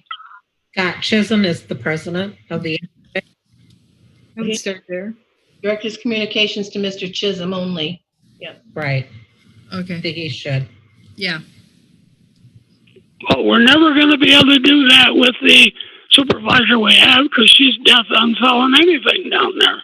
So I don't see us getting any place on this deal until after she's out of office. Well, alrighty. Okay, well, we'll see. We'll see what they want to do with that property. If Well, they Ms. wanna Graves throw and money Mr. Chisholm can work on that. Yes, Right. exactly. All right, so, so we have, I guess, sort of a motion. We have a motion out there, do we not? Yes. Please read it if you could again. I think I like it. I just would like to hear it, please, again. Okay, we have a motion by Chalkley and a support by Zelnok to have the township manager bring back a list of properties that he's recommending for sale and a process. Was it also to lump them by location? Well, yes, and for all of our properties, yes. Yeah. So yeah. Okay. I have managed to do something to my screen and I've lost everything, but. We can see you got a support by Zelnok, right, or somebody? That's fair support by Zelnok, yes. Okay. So, I guess go ahead and do a roll call. Don't know what happened to my screen. We see you. Okay, I see you. Okay, I don't know what happened. I'll see what I can do. Go ahead and call the roll, Ms. Manley. All right, Manley, yes. Bellinger, Yes. Chick, Yes. Dockett, Yes. Otto, Yes. Zelenak, Yes. Chalkley. Yes. Okay, 7-0. 7-0, thank you. Okay, see if we got Mr. Ains back yet. Oh, man. I don't see him. I don't know what to do about this. Can we not just, did he not have everything underlined and highlighted in the document? I didn't see the highlights. Well, there's required, yes. Yeah, I thought he highlighted, if like on page 6, required to wear a mask while in the employee. So I went back, Mr. Dockett, and to the COVID item, which would have been number 8, to approve revised COVID-19 policy. And I thought he highlighted the changes, which would, again, be underlined and bolded. Yeah. Well, I see the underlines. Yep. Yeah, required to wear a mask on page 6 was, and I thought there was one other place for that. Yeah. In page 8, all employees must complete the self-screening questionnaire. That's highlighted now. And then on page 9, again, are required to wear a mask. Yep. So, and then on page 10, that's the changes I saw. I see. Okay. The plan is to be revised. Okay. It seems to me there was some change allowing Miss Carlisle to help out if he's not available. In the event that the township manager is not available. I thought it was that already in there? No, I thought if the township manager was not available, we needed to have a backup. But actually, I thought that was Mr. Wagner. I'm not sure if he's still on the line or not. Well, Madam Supervisor, I don't know if your screen, if you can see anybody, but you do have Attorney Fink that's indicating he may wish to opine as well. And Mr. Wagner's here too. Okay. So who's first? Mr. Wagner, I'll give it to you since you're our public safety person. I guess what is the question? Well, are you happy with this, the protective safety measures and the fact that now we have, in the event that the township manager is not available to carry out the oversight of the plan, then Jennifer Carlisle will coordinate the day-to-day portion with you? That's fine. I'm okay with that. Yeah, okay, I think that's the only change I saw there, but it wasn't underlined. I wasn't in favor of contacting a township board member. No. Yeah. Okay. I would be in favor of contacting. Well, Sorry. not unless that person reports directly to a township board member, but I didn't think that any township board member needed to get involved. Okay. Ms. Zelnok had something. I think Are we on number 8 now? Yes, we are. Yes. Okay, thank you. I'm trying to keep up here. but when we're jumping around without saying what we're talking about, it's hard for me. Okay, I'm sorry. With no. Okay, so we're on number 8. Yes. Yeah. Okay. So, yeah, I mean, it would be, my go-to person would be, if Mr. Ains wasn't there, would be Chief Wagner. And there may be some things that he would, delegate to Jennifer. But if there's an issue, Mr. Wagner or Chief, I'm going to come to you. I think you have a lot of knowledge and you have a lot of contacts in this area. I hope that's acceptable. That's fine. And then if we go to page 7, I would like something added. I don't know where. I'm thinking it's under number 3. So everybody go to page 7, number 3. Mm-hmm. So you're going to communicate with the employee about the presence of the confirmed COVID-19 case and the disinfectant plan, including when the work area would be. I think something in this document, which I could not find, is the township will contact the Washington County Health Department to get direction on how to proceed. So it seems like the COVID-19 is changing. I mean, sometimes you had to be 6 feet away with a mask. Now it's maybe you don't have to be that far, and you automatically, if you were exposed to someone, you had to quarantine for 14 days. And now that doesn't seem to be the case. You need to watch your symptoms, and if you have symptoms, and then you quarantine, and then you go get tested. So if someone in the office gets COVID-19, I would like Mr. Wagner most likely, or Mr. Ains, to contact the health department and get direction on how to proceed. Is it 14 days quarantine just for that person? Is it anybody that can contact them? And again, it seems like the rules change depending on where we are and what stage within the COVID-19. So I'd like something added to that effect. If I may, in all 3 cases that we had either suspected cases or positive cases, that's exactly what I did.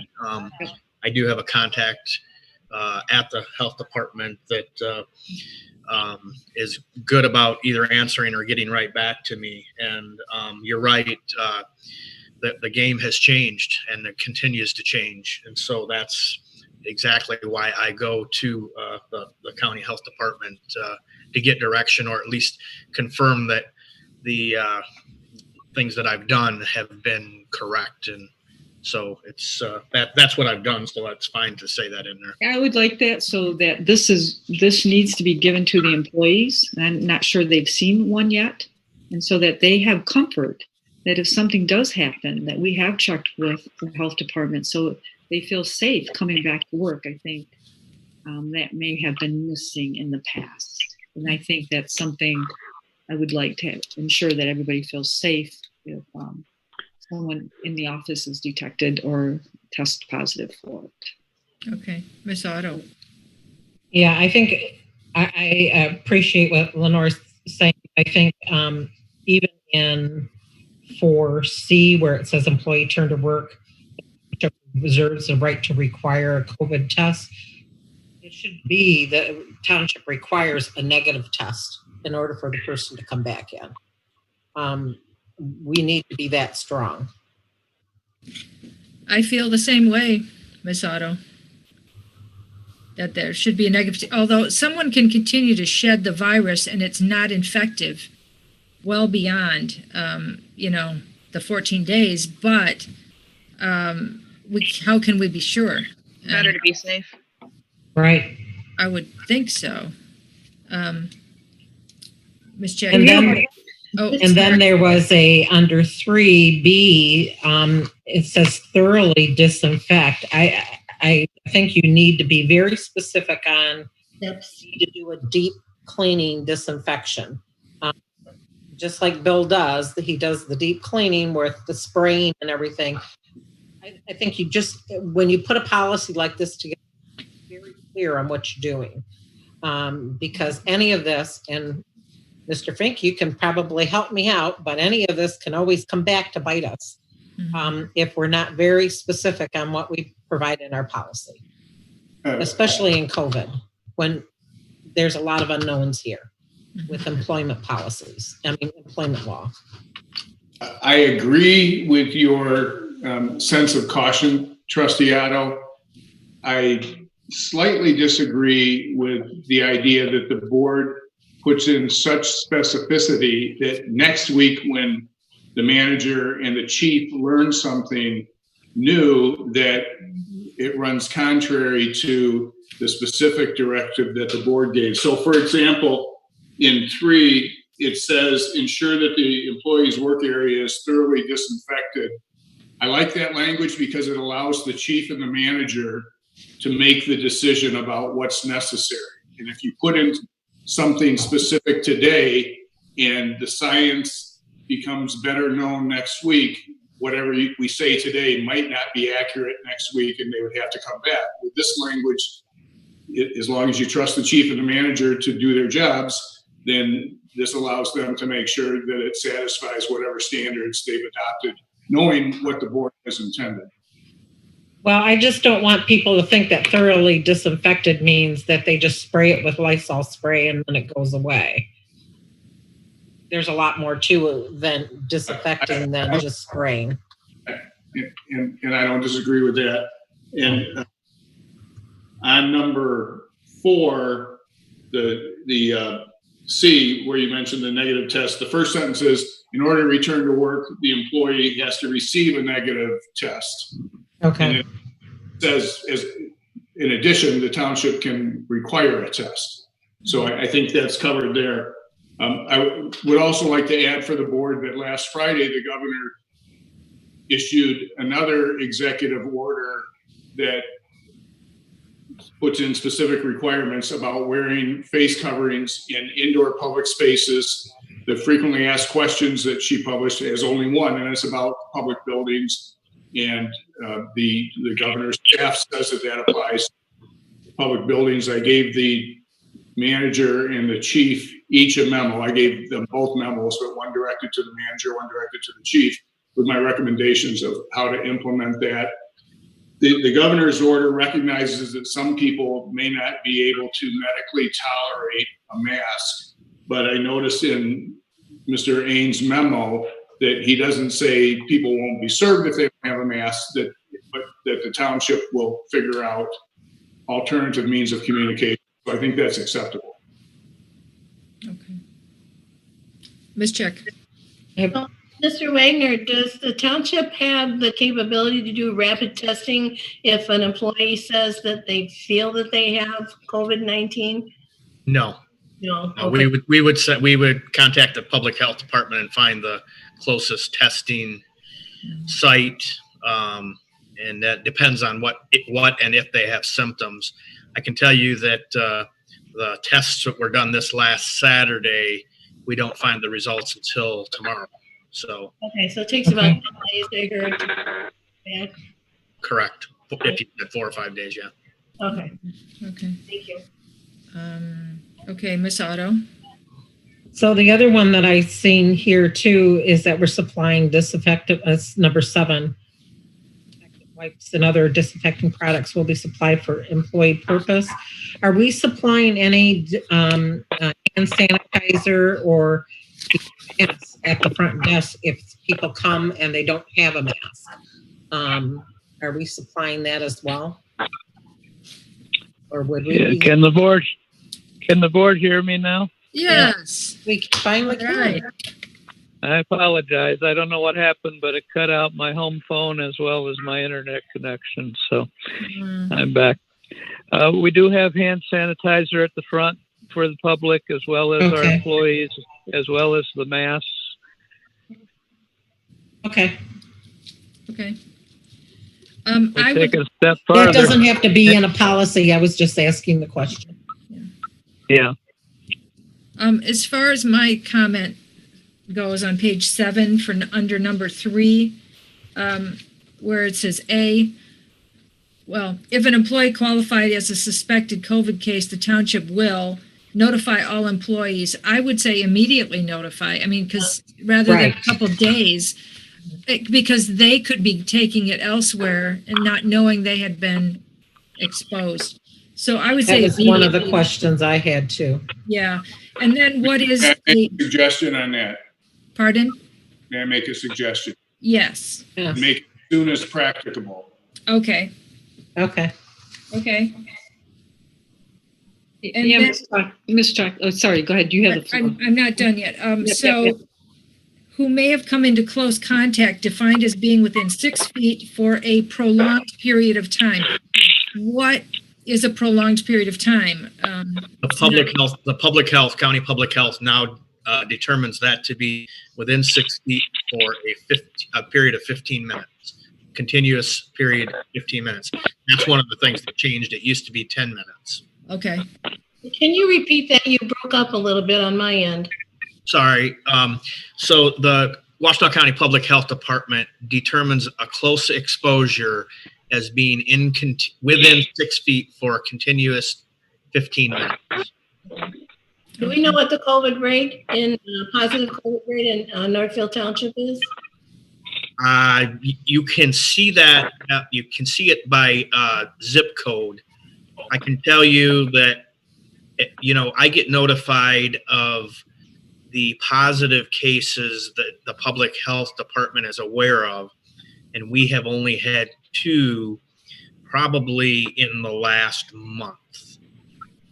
Now, I expect that with all the testing we did last Saturday, we may get a couple more, but we're only aware of 2. I'm guessing there's quite a few more than that, but that's what the health department has made us aware of. Thank you. Okay, thanks. Okay. So, Mr. Ains, Miss Zelnut, go ahead. Kind of going back to what Mr. Fink said is, if you tell me someone in the office had COVID, you need to tell me what that means to me if I was exposed to it. So if you just tell me they have it, I don't know how and what I need to do. So that's where I think it's as practical, because if you say, okay, someone came in COVID, so does that mean I need to go get tested right away? Does that mean I need to self-quarantine right away? What does that mean? And when it occurred, Chief said, well, because, of certain circumstances, people you don't need to worry, self-monitor. But without having that information, it installs panic. And that's why I asked, to add in the health department. So if you just tell me someone had it, and I may have been in the office at that time with that individual, do I panic? Do I go get tested? Do I close my doors? Mm-hmm. To me, that's where you need the other piece. Because just telling me someone in the office I was exposed to had it, and then, a day later telling me what that implies and what I need to do as a protocol, makes me worried for a day and longer. And I don't think we want, that to happen in the office, and we want to make sure everybody feels safe when they walk in our office. And that's why I think Mr. said, but if you just tell me someone has it, I don't know what to do. I need to know someone has it. This is what you need to do now. Because you just tell me have it. I guess don't go out of the house until someone tells me something else. Well, if I could add in there real quick, my suggestion, and this is what we've done, is when we have notified people, it's because we have contacted the health department, and we've gotten direction from them for each person or individual that we've notified. And it's been a little bit different in all 3 occasions of what we were directed to do. In one case, we were told to quarantine people for 14 days. And then once things got really, really heavy in the Southeast Michigan area, they weren't doing that with especially first responders. They were at that point telling them to self-monitor and monitor for symptoms. Right.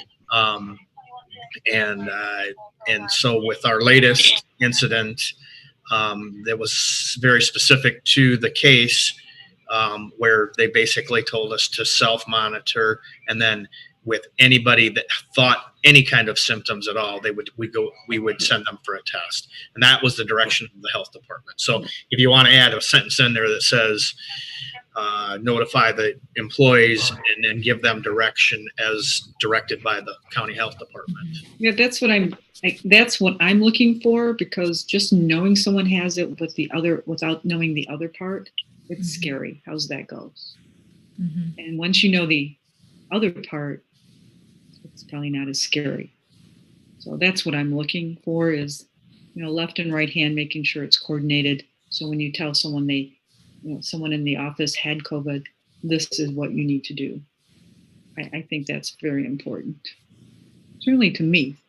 And I'm sure to my employees or my employee as well. So, well, maybe an FAQ just for the employee. No, I'm just, to me, it changes, and you need to contact the health department as I have indicated. And then once you know that information, you tell the employee. Telling the employee someone has COVID, what do you do? So, I mean, do you stay Lenore, in the office do you stay home until you hear otherwise? I don't know. I mean, that's what I'm Lenore, saying. I have a question. What would be, and I'm not going to argue with you on that. A question on it. What would we be expecting from the health department if we contact them once somebody has been that comes forward and says I've been exposed or I may have COVID and I've been tested? What would be, because I'm just thinking about it where I work at, we don't contact the health department each and every time have an outbreak. Yeah. We have a whole process. Our corporation has a process that we go through, and they have to get tested, and they have to show that they've been tested, and they have to show that they've either been a negative test or a positive test. But in the interim, they have to be quarantined until it comes back. So let's just take the latest incident, right, or the latest case. What the health department said is you do not have to quarantine. You have to self-monitor. And then if you have any symptoms, go get tested. So our company takes a stronger stance on it. So when I made my comments with Mr. And Mr. Fink said you don't have to, you can be a right. So that's what our company doesn't do that. We have medical doctors overseeing our policies. So you tell someone that you have been exposed to someone with COVID, and you don't tell them what behavior they have to take place. Right. It can be very scary. So I'm looking. Oh, I know it can. Well, I'm looking that, what's the purpose of telling someone they've been exposed to COVID if you don't tell them what they need to follow? Well, maybe we could just shorten this up by just adding a little caveat in this section here saying, and give them information on how to contact the county health department. No. For their advice. No, I don't think I don't think that works, Ms. Well, Bellinger. we have no business trying to write exactly what they all should do because we don't know. Here's what my suggestion was, Ms. Bellinger, that either the township manager or the chief You really broke up all of a sudden. Yeah, you really broke up. So you froze. The township manager or the chief. Oh, I'm gone.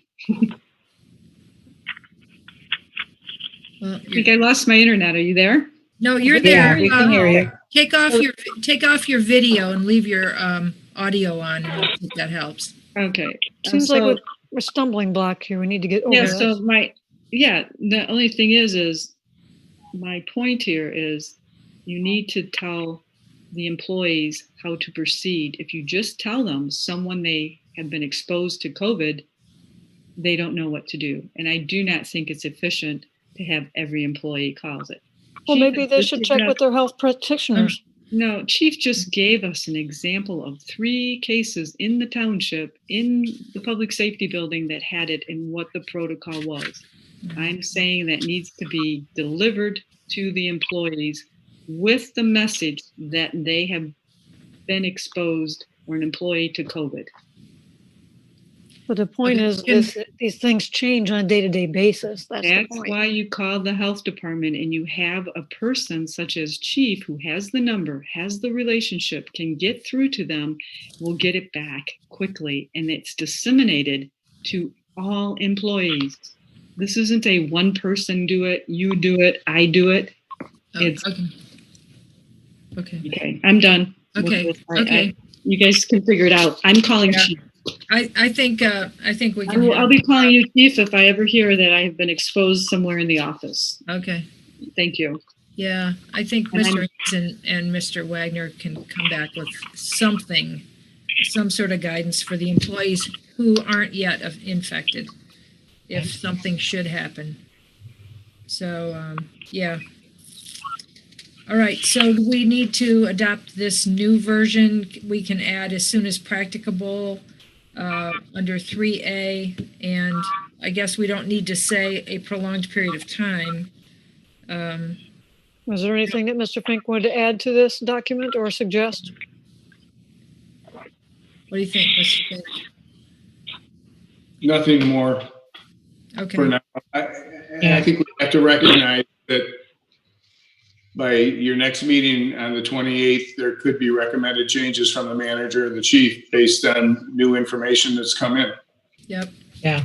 It's I spend time every single day updating a client, either a municipal client or some of my landlord tenant clients, on what has changed since I talked to them yesterday or the day before.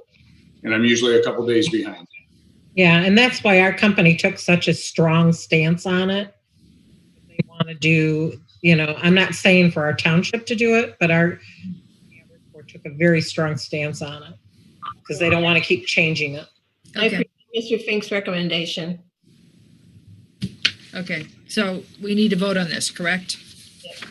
Mm-hmm. Okay, I'll make a motion that we adopt this living document or whatever. The revised plan for reopening township facilities as presented, with the change of, well, not as presented then, with the change as soon as practicable, notifying the employees. Okay. Support by Ms. Chick. Okay. Roll call, I guess, Ms. Manley. Otto? Yes. Dockett? Yes. Zelenak? No. Chick? Yes. Manley? Yes. Chalkley? Yes. Bellinger? You're muted. You're muted. Thank you. No. Okay, so we have two no's. 5-2. Okay, so 5-2. Okay. What was the vote? 5-2. 5-2? Yes. It Did passed. Mr. Dockett voted? He did. Oh, okay. I thought he did. He did. He did. Okay. Okay. All right. Now we are at the trustee liaison reports, and I would like to make a motion to receive the reports as distributed. Does anyone want to pull any out, second them, or pull any out? I'll support. Okay, motion by Chalkley, support by Manley. Okay. I did not hear what. I just made a motion to receive the trustee and liaison reports. It was seconded by Miss Manley. The what number? This is after 11. Oh, okay. So we're not going to do anything about 7 or 9. Yeah, I was going to ask, aren't we going back to 7 or 9? We already did 9. Was done. Okay, and we're then done. 7. We should tell We're Steve done? about. We did 7. Well, I know, but weren't we going to update Steve on number 9? Oh. Or the number 10? Or is he just? Why don't we just stay on the when the trustee next liaison minutes reports come and then figure out where we need to go? Okay. Okay. Okay. We did. Supervisor. We did. Madam Supervisor. We didn't do my phone. Wait. Your phone's dying, right? Go.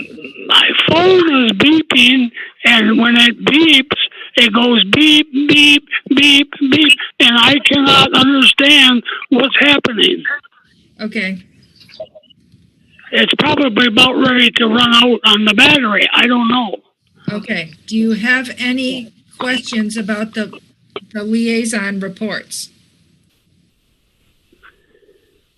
Do I have anything on the supervisor's report? Any of them?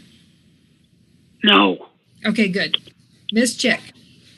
Yeah, I have a question on the supervisor report, not a question, comment, actually. Under the last, under board focus, the first paragraph, I have to with that because I don't think that's a correct statement. Which one? Under board focus, the first paragraph. Okay.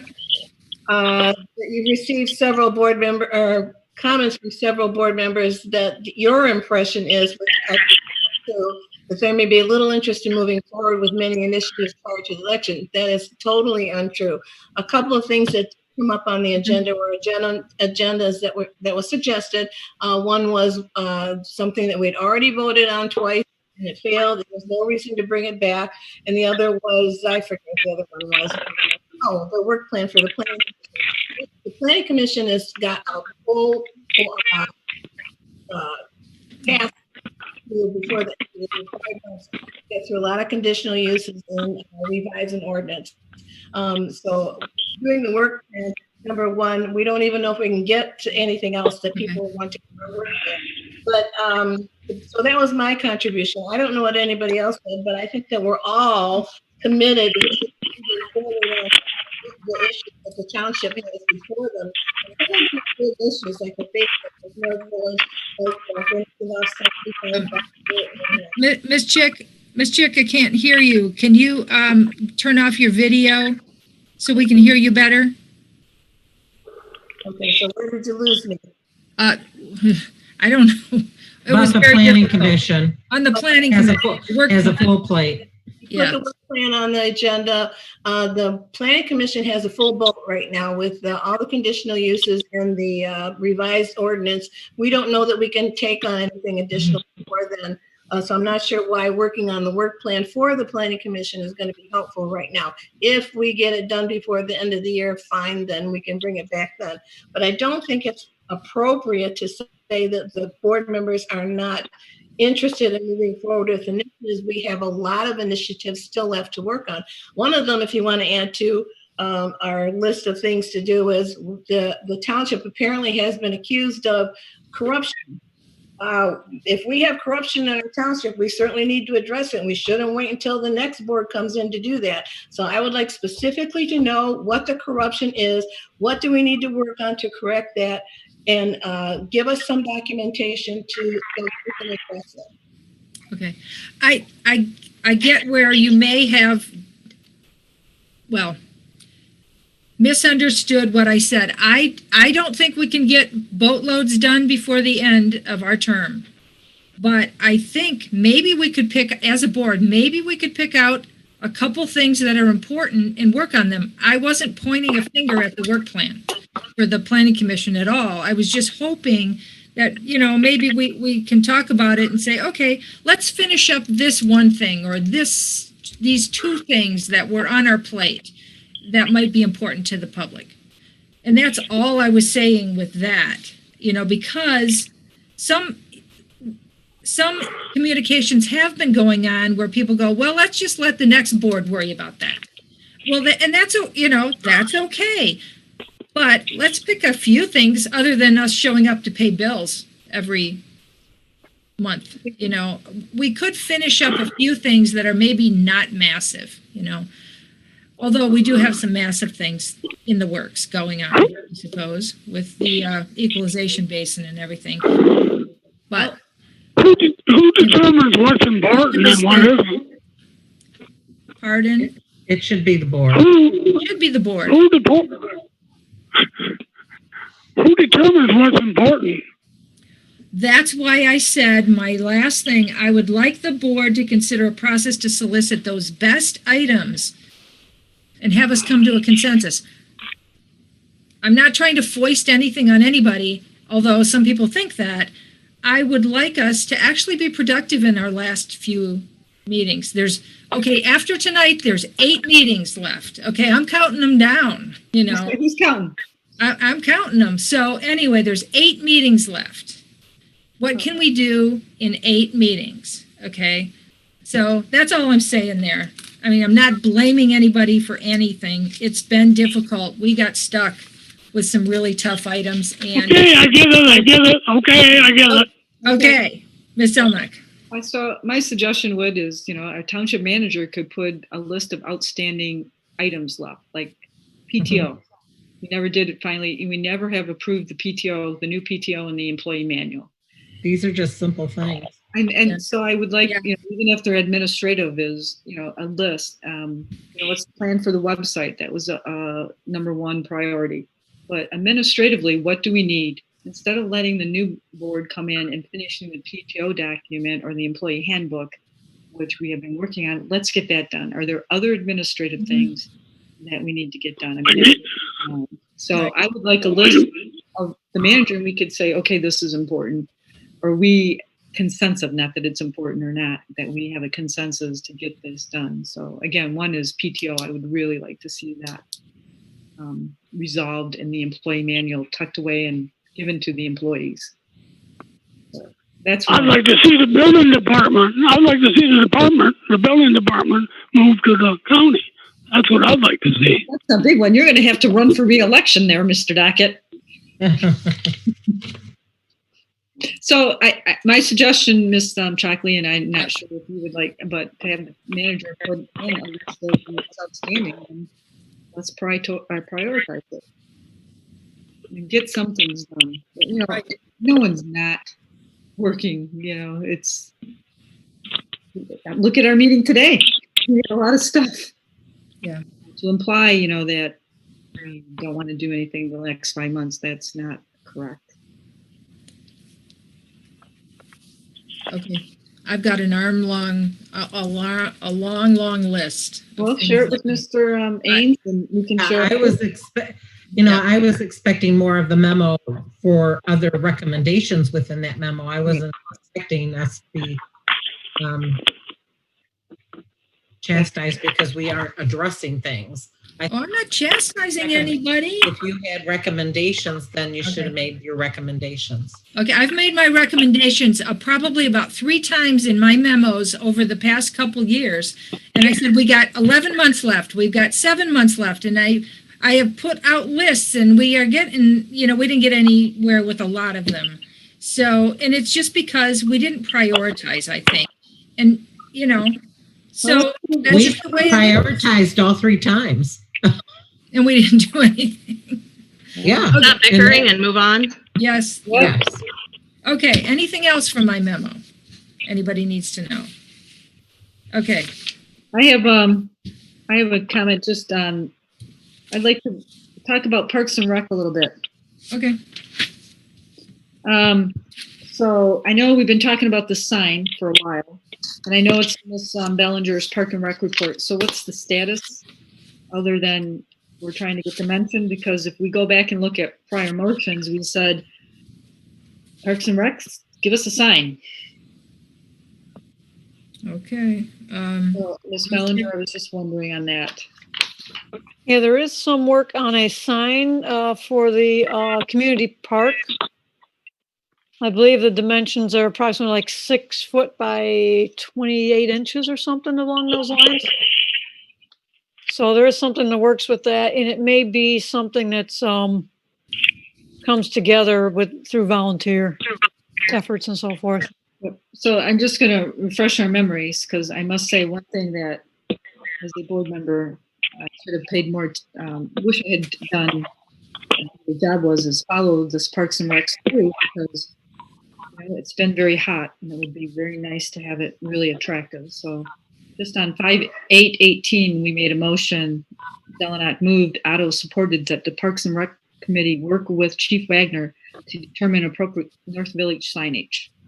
I'm looking to, push that through, because I think that's a very important aspect.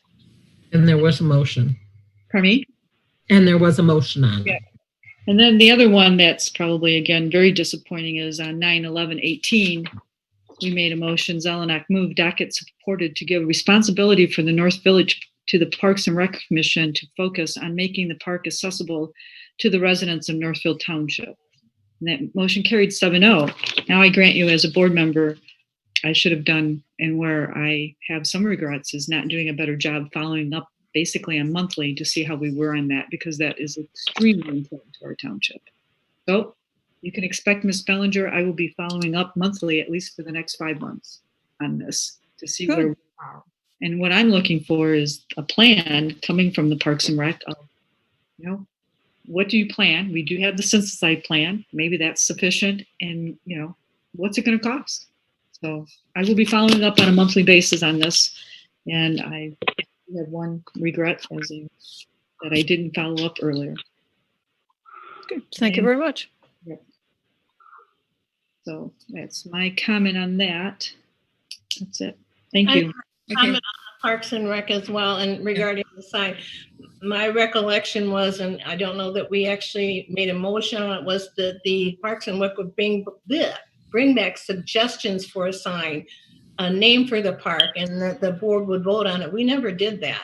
So the sign that was presented from Parks and Rec since then was, and this is just my opinion, but I think we need to discuss it at some point, is that it came back with Northfield Township Community Park. Just my opinion, it sounds very governmental and not particularly welcoming. We've been referring to that area as North Village for many years now. Just check. We can't hear Janet, you. we can't hear you again. Yeah. Maybe I can turn off your video. Okay. Okay, so I don't know where I lost you, but to me, the name that Parks and Rec presented to the board was Northfield Township Community Park. To me, that sounds very governmental, not particularly welcoming, very sterile. I was thinking, because we've been referring to that area for years now as North Village, that we might consider Village Community Park. It sounds warmer, more compatible with the character of the downtown area, something along that line before we actually decide on the what the sign name or the park's name is. The other issue is the community has been, I've heard this from several people, the community have felt very misled because of the last sign we have, because we plopped up a sign up there and it said Northfield Community Park. The interpretation to them was that entire area was going to be all park. I've heard it multiple times already. My concern is we put a sign up there again, and again, it's going to be this whole area is going to be all park. We don't know that. So I don't know how to get a sign up there and then say this part we know is going to be park or not. So I don't know how to work through that. But I really think we would like to see more suggestions on a name for the park. Very happy that they're working on a sign, but we need to get something done quickly and let the people know. Thank you. Okay. Ms. Otto. Another recommendation would be to have a vision board so people could see what the original vision for that area was. Yeah. Okay. And one thing I would like to mention is, and something that I had hoped we would be able to do, is to actually get a design for the park. So, and get the Parks and Rec master plan updated so that we can actually apply for grants. The deadline is going to be April 1st again, and it's coming up. And we need an actual approved Parks and Rec plan in order to be able to get grants. So, and then we need a project to get the grants for. So we would need a design. And this was something I was hoping we could do. I'm seeing time not being in our favor at this point, but you know, I always hold out hope. Ms. Otto. I was told that there is a department at U of M, I'd have to check my emails, that is open to doing projects such as this. Design?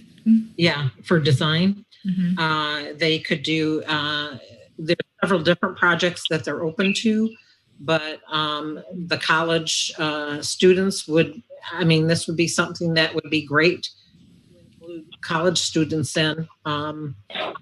To provide a design for the park. Yeah. I can get my email and see who, I don't remember who sent it to me, but someone sent it to me. I thought it was a great idea. Mm-hmm. Yeah. Also, regarding the grants, correct me if I'm wrong, because I think there's a lot of misunderstanding in the public as well, that if you get a grant, that they will do the park, they will put in the amenities, and basically it's money, free money to just do the whole park. My It understanding isn't. is grant only takes care of trails and natural features, no amenities, correct? Oh, no, there's several different kinds of DNR grants, and there's one for land acquisition even. But no, they are able to do a lot of things for the parks. Like So- like gazebos and concert venues and that kind of thing. I believe that's true. I mean, there's always the match, though. There's always going to be Yeah, there is a match. It's not free money. Right. There's much involved. But for public amenities, there's a lot out there, and that's where it's really important. And they're looking for public input into the plan so that they know that there's buy-in of the public for the plan. So that's why the Parks and Rec Master Plan is important, which it is on the work plan of the Planning Commission. And that was the one thing I was hoping that, could get started at least with. But a grant is a one-time thing. You can't get a grant every year to help you maintain it, right? No, we'd be doing that ourselves. That's for sure. Yeah. Yeah. Now it's Madam Chair, do we have any direction that we want to give the Parks and Rec then? So that on this is. Well, May I say something? Yeah. The last 20 minutes we've gotten completely off point here. Why are we? None of this is on the agenda. I mean, can we move? Can we move along? I mean, just because it's not 11 o'clock yet. We don't have to. We don't have to talk about things that are not on the agenda. Let's move along. Okay. So, again, we never talk about stuff as a board, though. I have a question. Do we need to give more direction to the Parks and Rec, or is the motion that we made on 9/11/18 sufficient to give responsibility for the North Village Park to the Parks and Rec Committee to focus on making the park accessible to the residents of Northfield Township? Is that sufficient, or is there more to that we need to do, such as, we make the motion that they come back to the board with a plan? And accessible doesn't really tell them what to do. If you want a plan for design, I think it should be a plan. Okay, so then I'll make a motion that we request the Parks and Recs come back with a plan for design of the park.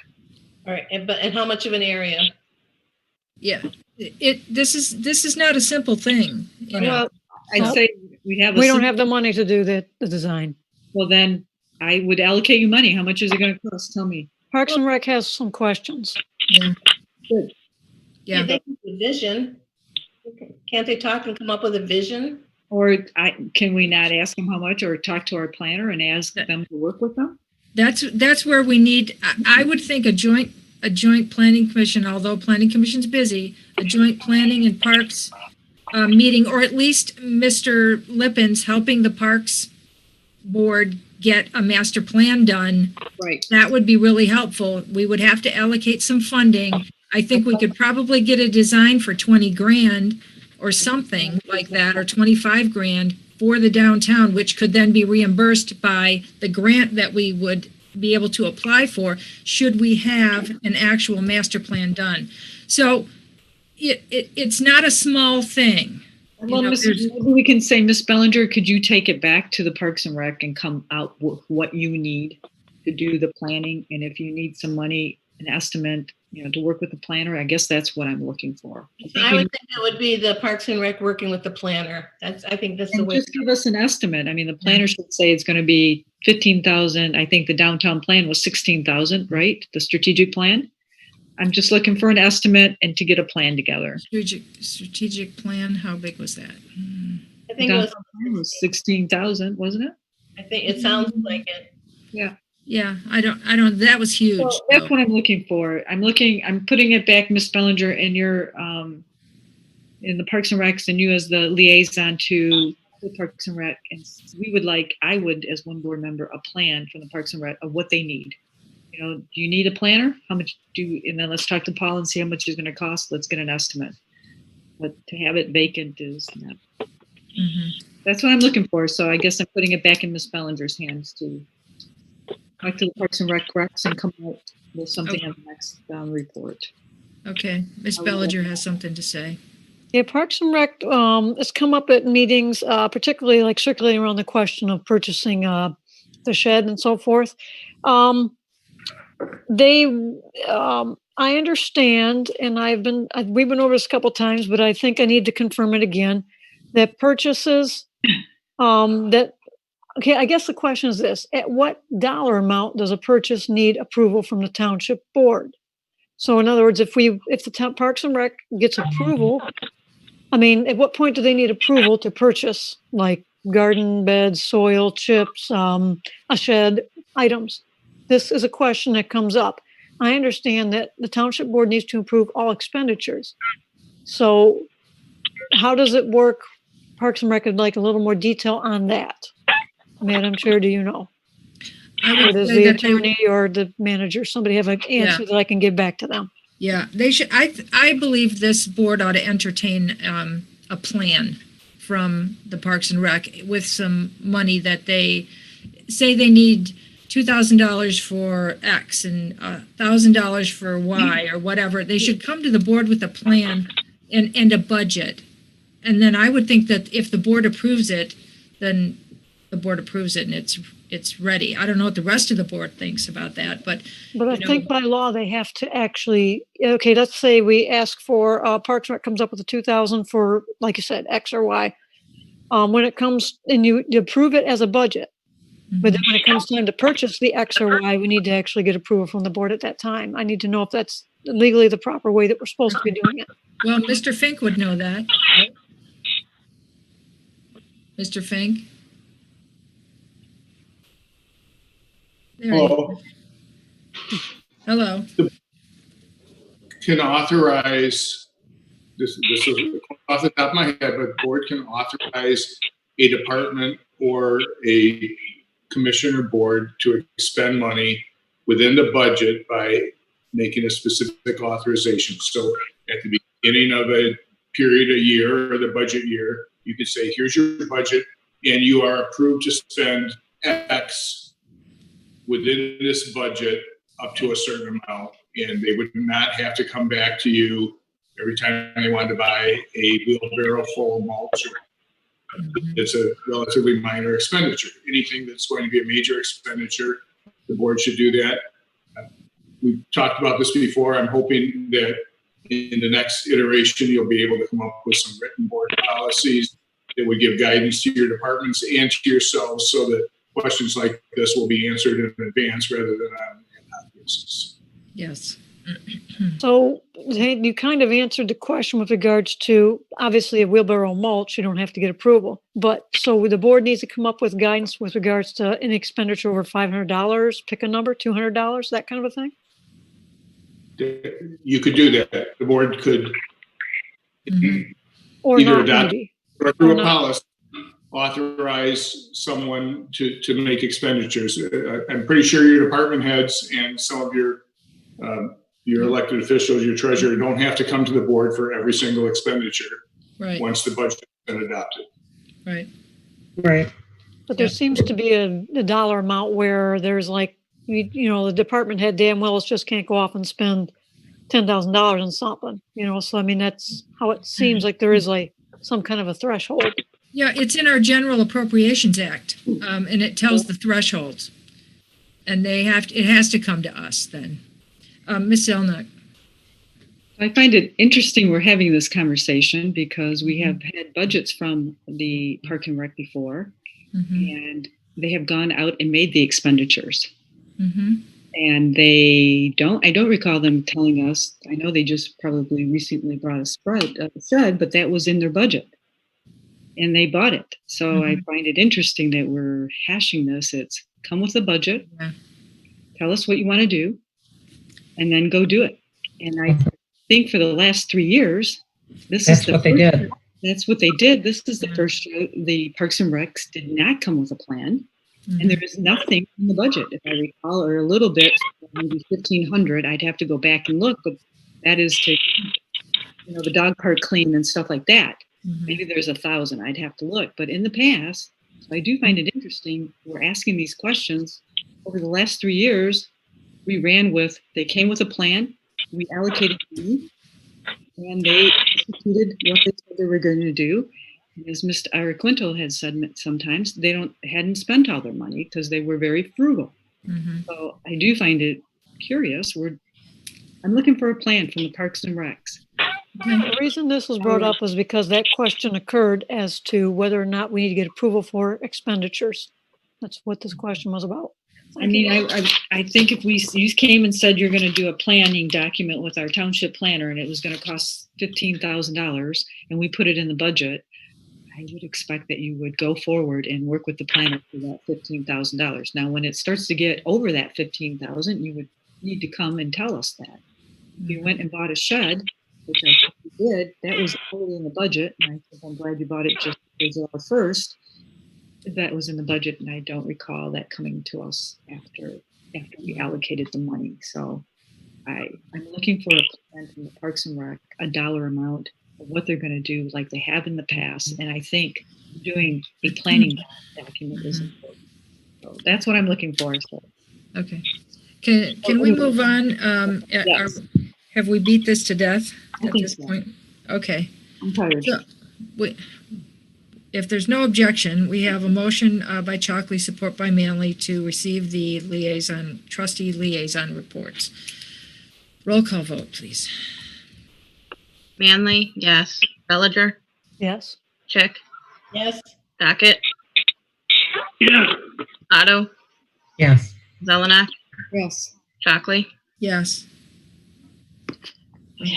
That was passed 7-0, Mr. Docket. Okay, and next is announcements. Do we have announcements from anyone on the board here? I see Miss Bellinger's hand. There's a Parks and Rec meeting this Thursday, as a matter of fact. Okay. All right, Miss Chick. Yep, the planning commission is meeting tomorrow night. We're holding a public hearing for 6 of the marijuana business applicants. They will be presenting their projects, giving them 5 minutes each to do that. We will take comments from the public and comments from the commissioners if there are any. There will be no decisions made tomorrow night. This is for the purpose of hearing from the applicants and the public only. After that, the applicants will come to the planning commission for conditional use and possibly site plan approval at the same time. They will come at, we think, of 3 at a time, depending on how long each of the presentations take for the conditional use. And then the planning commission will do all 6 of them and either recommend or deny for them to go toward or go to the board. They will all go together to the board at one time, and then the board will decide who or if not gets licenses. Okay, thank you. Currently, they're hearing there's a lot of bad information out there. No one has a license. No one's been approved. This is just for the purpose of hearing from the applicants tomorrow night and the public. Okay. My announcement is the DDA is meeting on July 22nd at 7 p.m. It's a virtual meeting, and it will be an information meeting.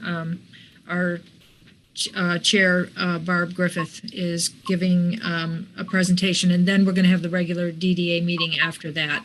What day is that again, please? July 22nd. That's a Wednesday, a week from tomorrow. And what was the purpose of that again?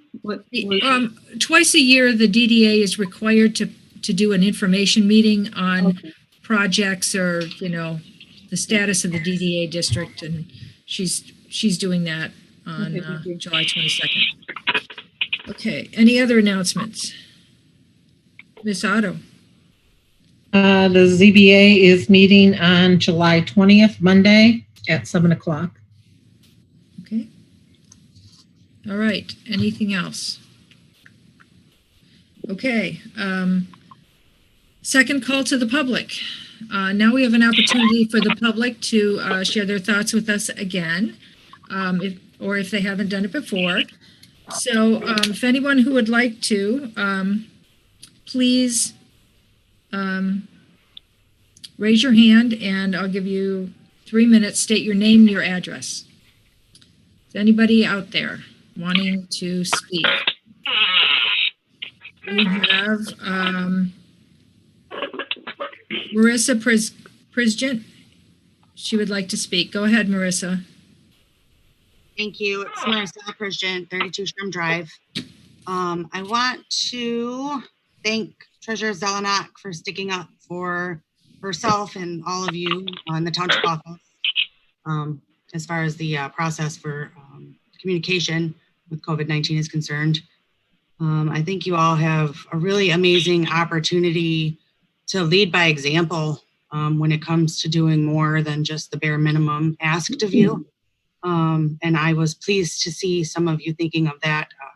I also realize that sometimes written policy can vary in practice. So really my hope for you all is just that you do everything you can to take care of yourselves and each other. Speaking of taking care of each other, I also disagree with Treasurer Zelenak that $12 is an appropriate wage for anybody at the front desk. I went and looked at the job description and it's a thorough one. I know that you had mentioned possibly like making it less responsibility. But if you do the math and I know it's a part-time job, but it looks like it's about 30 hours a week and do the math on that and try to pay any bills. And I think that you'll find that $12 an hour simply is not a competitive wage for anyone at this time. So I would encourage you to look at that as well. The last thing I wanted to inquire about and maybe just plant a seed is I've had some people ask if there's going to be any kind of candidate forum. And I have asked around, and I guess the DDA has hosted functions in the past, but as far as I know, there are no plans of that in the making. So I would like to recommend the board maybe to direct the DDA to take that on or to create some sort of plan. I would prefer a virtual meeting for public safety and for fairness of everyone being able to attend. And I also think you'll get a better kind of showing from the public in that regard as well. So thanks for taking the time to hear my suggestions and have a good night. I hope you guys get done by 10. Thank you. Okay, anyone else with their hand up? Mr. Gordon, go ahead. David Gordon, Helmer Road. I thought it was very interesting that, again, our trustee, Tawn Bellinger, has managed to continue with her accusations regarding corruption in our community without any specifics. I find this to be the kind of thing you see on the national stage with, accusations that are made, but at some point, there's got to be a recognition that this is hurting the community. If Ms. Bellinger believes that there is corruption in the community, then I think it's her responsibility to tell us who is doing this corruption. She doesn't believe this is the right format, but this is the right format.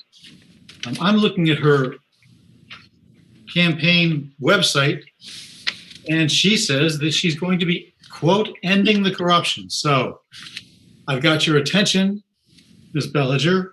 Please, and I've got 3 minutes. There's a lot of time left. Please answer the question which you've been dodging. What is the corruption you're referring to? This is not a Q&A time, Mr. Gordon. When is the Q&A time, madam? We'll have to have a special meeting, I would think. For I don't know. It seems to me this is call to the public. We've been asking this question. I would really hope the rest of the board would press on this because I think it's damaging to the community. And this is not merely a statement. This is an accusation. Yeah. And changing the language doesn't change the content. I think Ms. Bellinger might be up for a job, not as supervisor, but possibly as propaganda minister, because she likes to do this kind of thing. Also, Ms. Billinger, I don't think I need you to protect my rights as an American, which is another one of your campaign slogans. It's damaging the community, and I think you should look inside, Ms. Billinger, at yourself and what you're doing. And I think it's bad for democracy, it's bad for our community, and it's simply a bad form to accuse people of something without having any accountability. We expect accountability from our elected representatives. I certainly do. Thank you for your time. Thank you. Adam?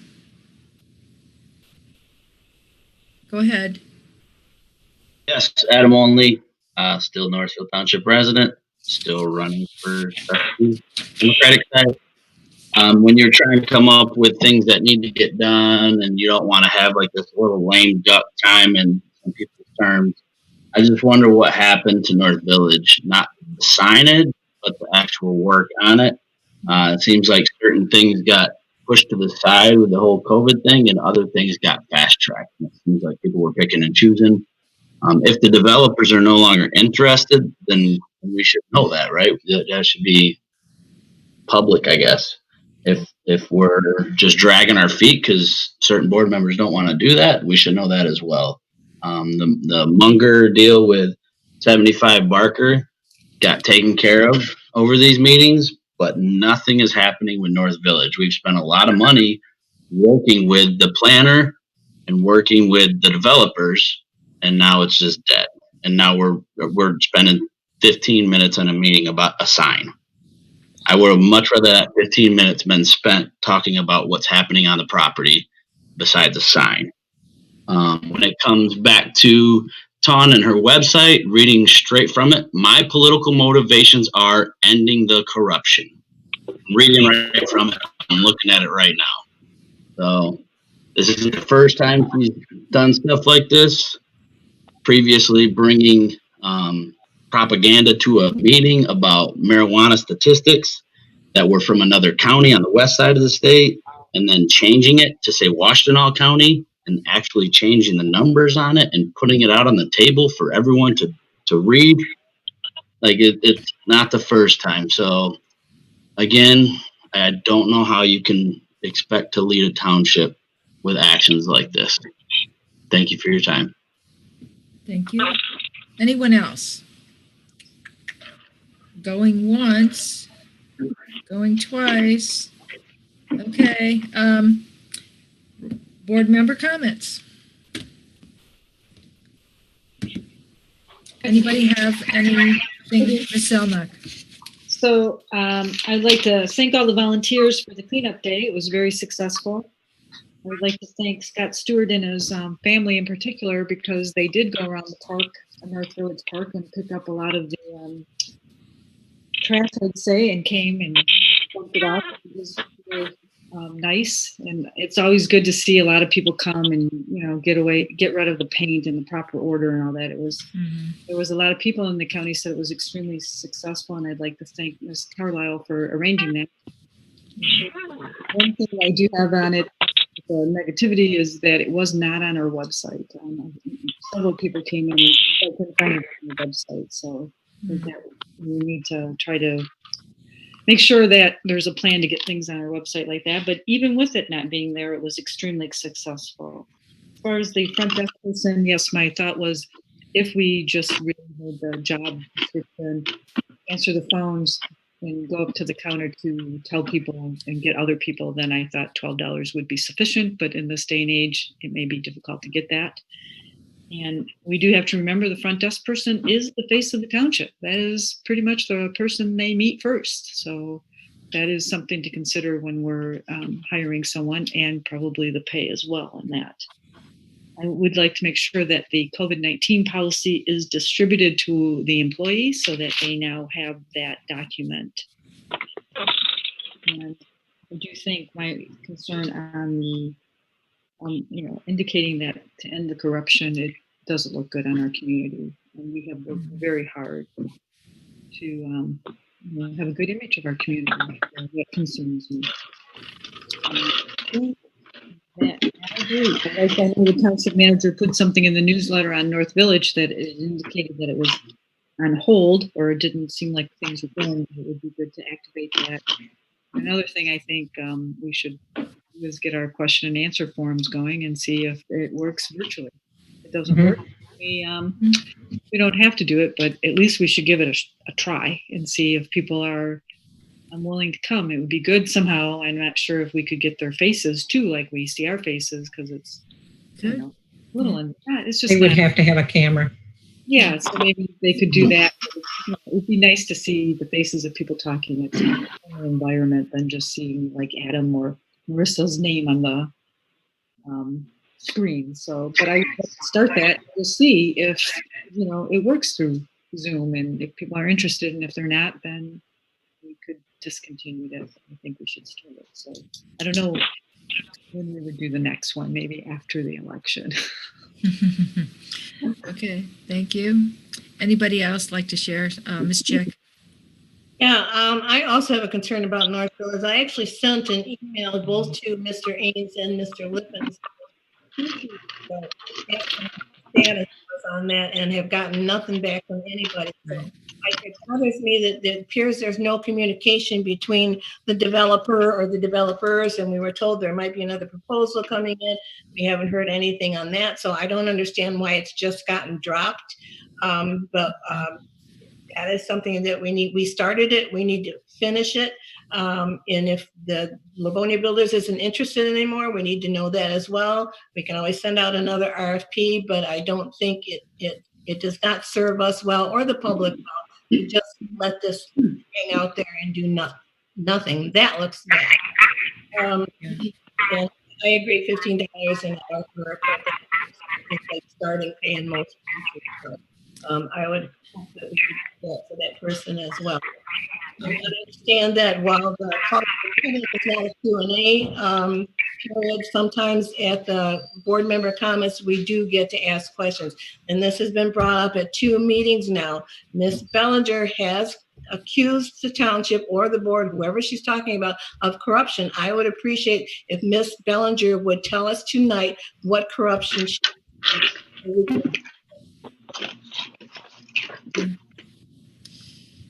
Ms. Otto, you had your hand up. We've gotten Dan Willis and Mr. Finken hopped in here, so they have something to share too. Oh, they can talk. Go ahead, Mr. Fink, you jumped in.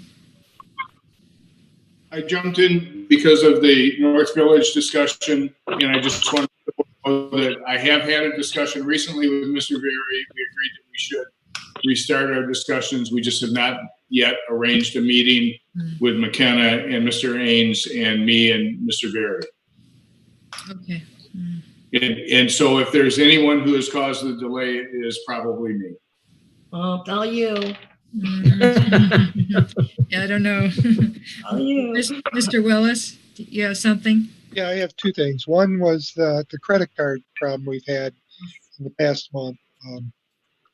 We reached the credit card maximum for the township, and we couldn't buy anything. Right. Individually, we were still below individuals, but the township has a maximum, and we were shut out at the end of last month. So if we didn't actually come to where we actually had to buy something, but it could have been a problem for us last month. I wonder if that needs to be addressed. And the other thing is, I got a letter from Green Oak, their planner, and they're recommending that board okays the plans for the retention basin. Okay. Just those 2 things. Mr. Willis? Yep. So the Planning Commission in Green Oak approved the basin. Does it have to go before their board to get approval as well, or is it a done deal? I just have a recommendation of approval for the proposed site plan. I don't know if it has to go before the board or not. Okay, thank you. Okay, thank you. Okay, thank you, Mr. Willis. Okay, Ms. Otto, you had your hand up. Yeah. So I did want to respond to Waka in regards to her comments about the school board, about the school board not citing larger buffer for the marijuana businesses. And really the school board does not have authority or makes the zoning ordinance requirements such as the buffers. So putting this onus on a school board member, putting this onus on the school is very inappropriate. The recommendations are made through the planning commission and approved by the board. Buffer in place today is higher than the standard of 500 feet from schools that are used by other townships and schools. So this board really looked at the buffers and discussed it in great detail, so that the comment that the school board can make a decision on the zoning buffer is really inaccurate. The other thing that I wanted to comment on is I wanted to reach out to those who participated in the Kiwanis virtual parade. This was something that we put together rather quickly and on a very skinny budget. I want to thank Jim Selleck, related to the actor, from GINBC in Howell. I also want to thank some of the participants, Gale Music, the high school, the Boy Scouts, Living Water, Polly's, Peaberry's, and Dr. Sterner. And if I missed anybody in that, my apologies. But I wanted to thank those people and appreciate that they wanted to participate in this. I also wanted to give kudos to Jennifer and to the Washtenaw County for the cleanup day. It was a fantastic event. The weather was wonderful. I know Lenore and I volunteered in it, and it was like the last half hour of it, the sun came out and started very hot. But we had probably well over, I would say, close to 600, 500 cars that went through there. Wow. It was amazing. Great. Ms. Bellinger? On the cleanup day, that's the first time I've been to that. It was very well organized. I saw Jennifer volunteer. I saw Jackie, and I believe her hubby, and Lenore and Sue. I recognize Sue Schink there as well.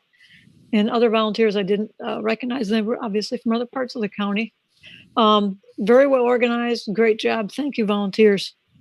I want to also thank our township employees. They've been under a lot of stress with this whole crisis that's been going on, and the changes and the challenges in the state of Michigan. You got Chief and Dan and Tammy doing the Meals on Wheels. Mr. Haynes has been struggling, of course, with all this and doing as best as he can. And I thank Jennifer for all she has done. And it's, I think we have a good team, a good staff, and we have employees in the office that do outstanding work. I want to thank them. Thank you all for attending the meeting, and wishing all a blessed remainder of the week. Thank you. Thank you. Ms. Manley, do you have anything?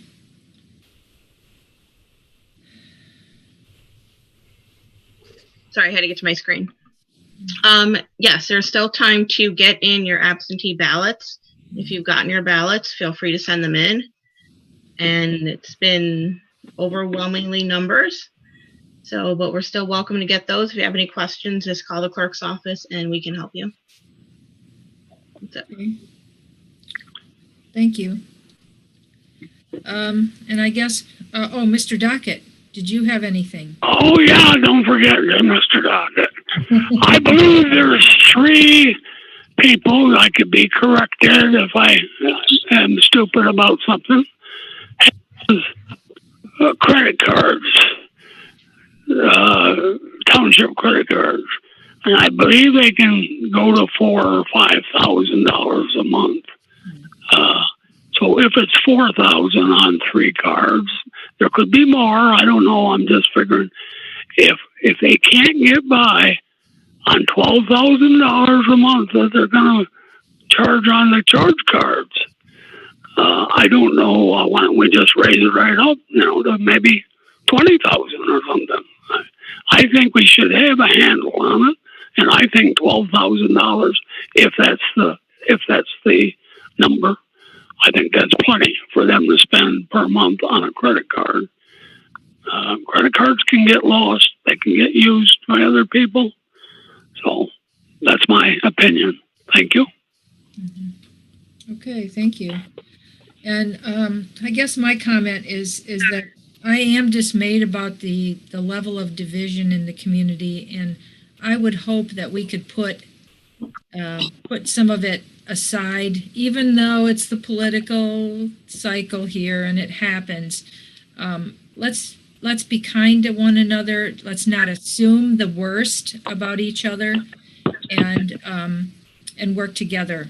Even in this political time, we can do that, even if we're not seeing that higher up the chain of officials. So let's be kind to one another. So I think it's time to end here.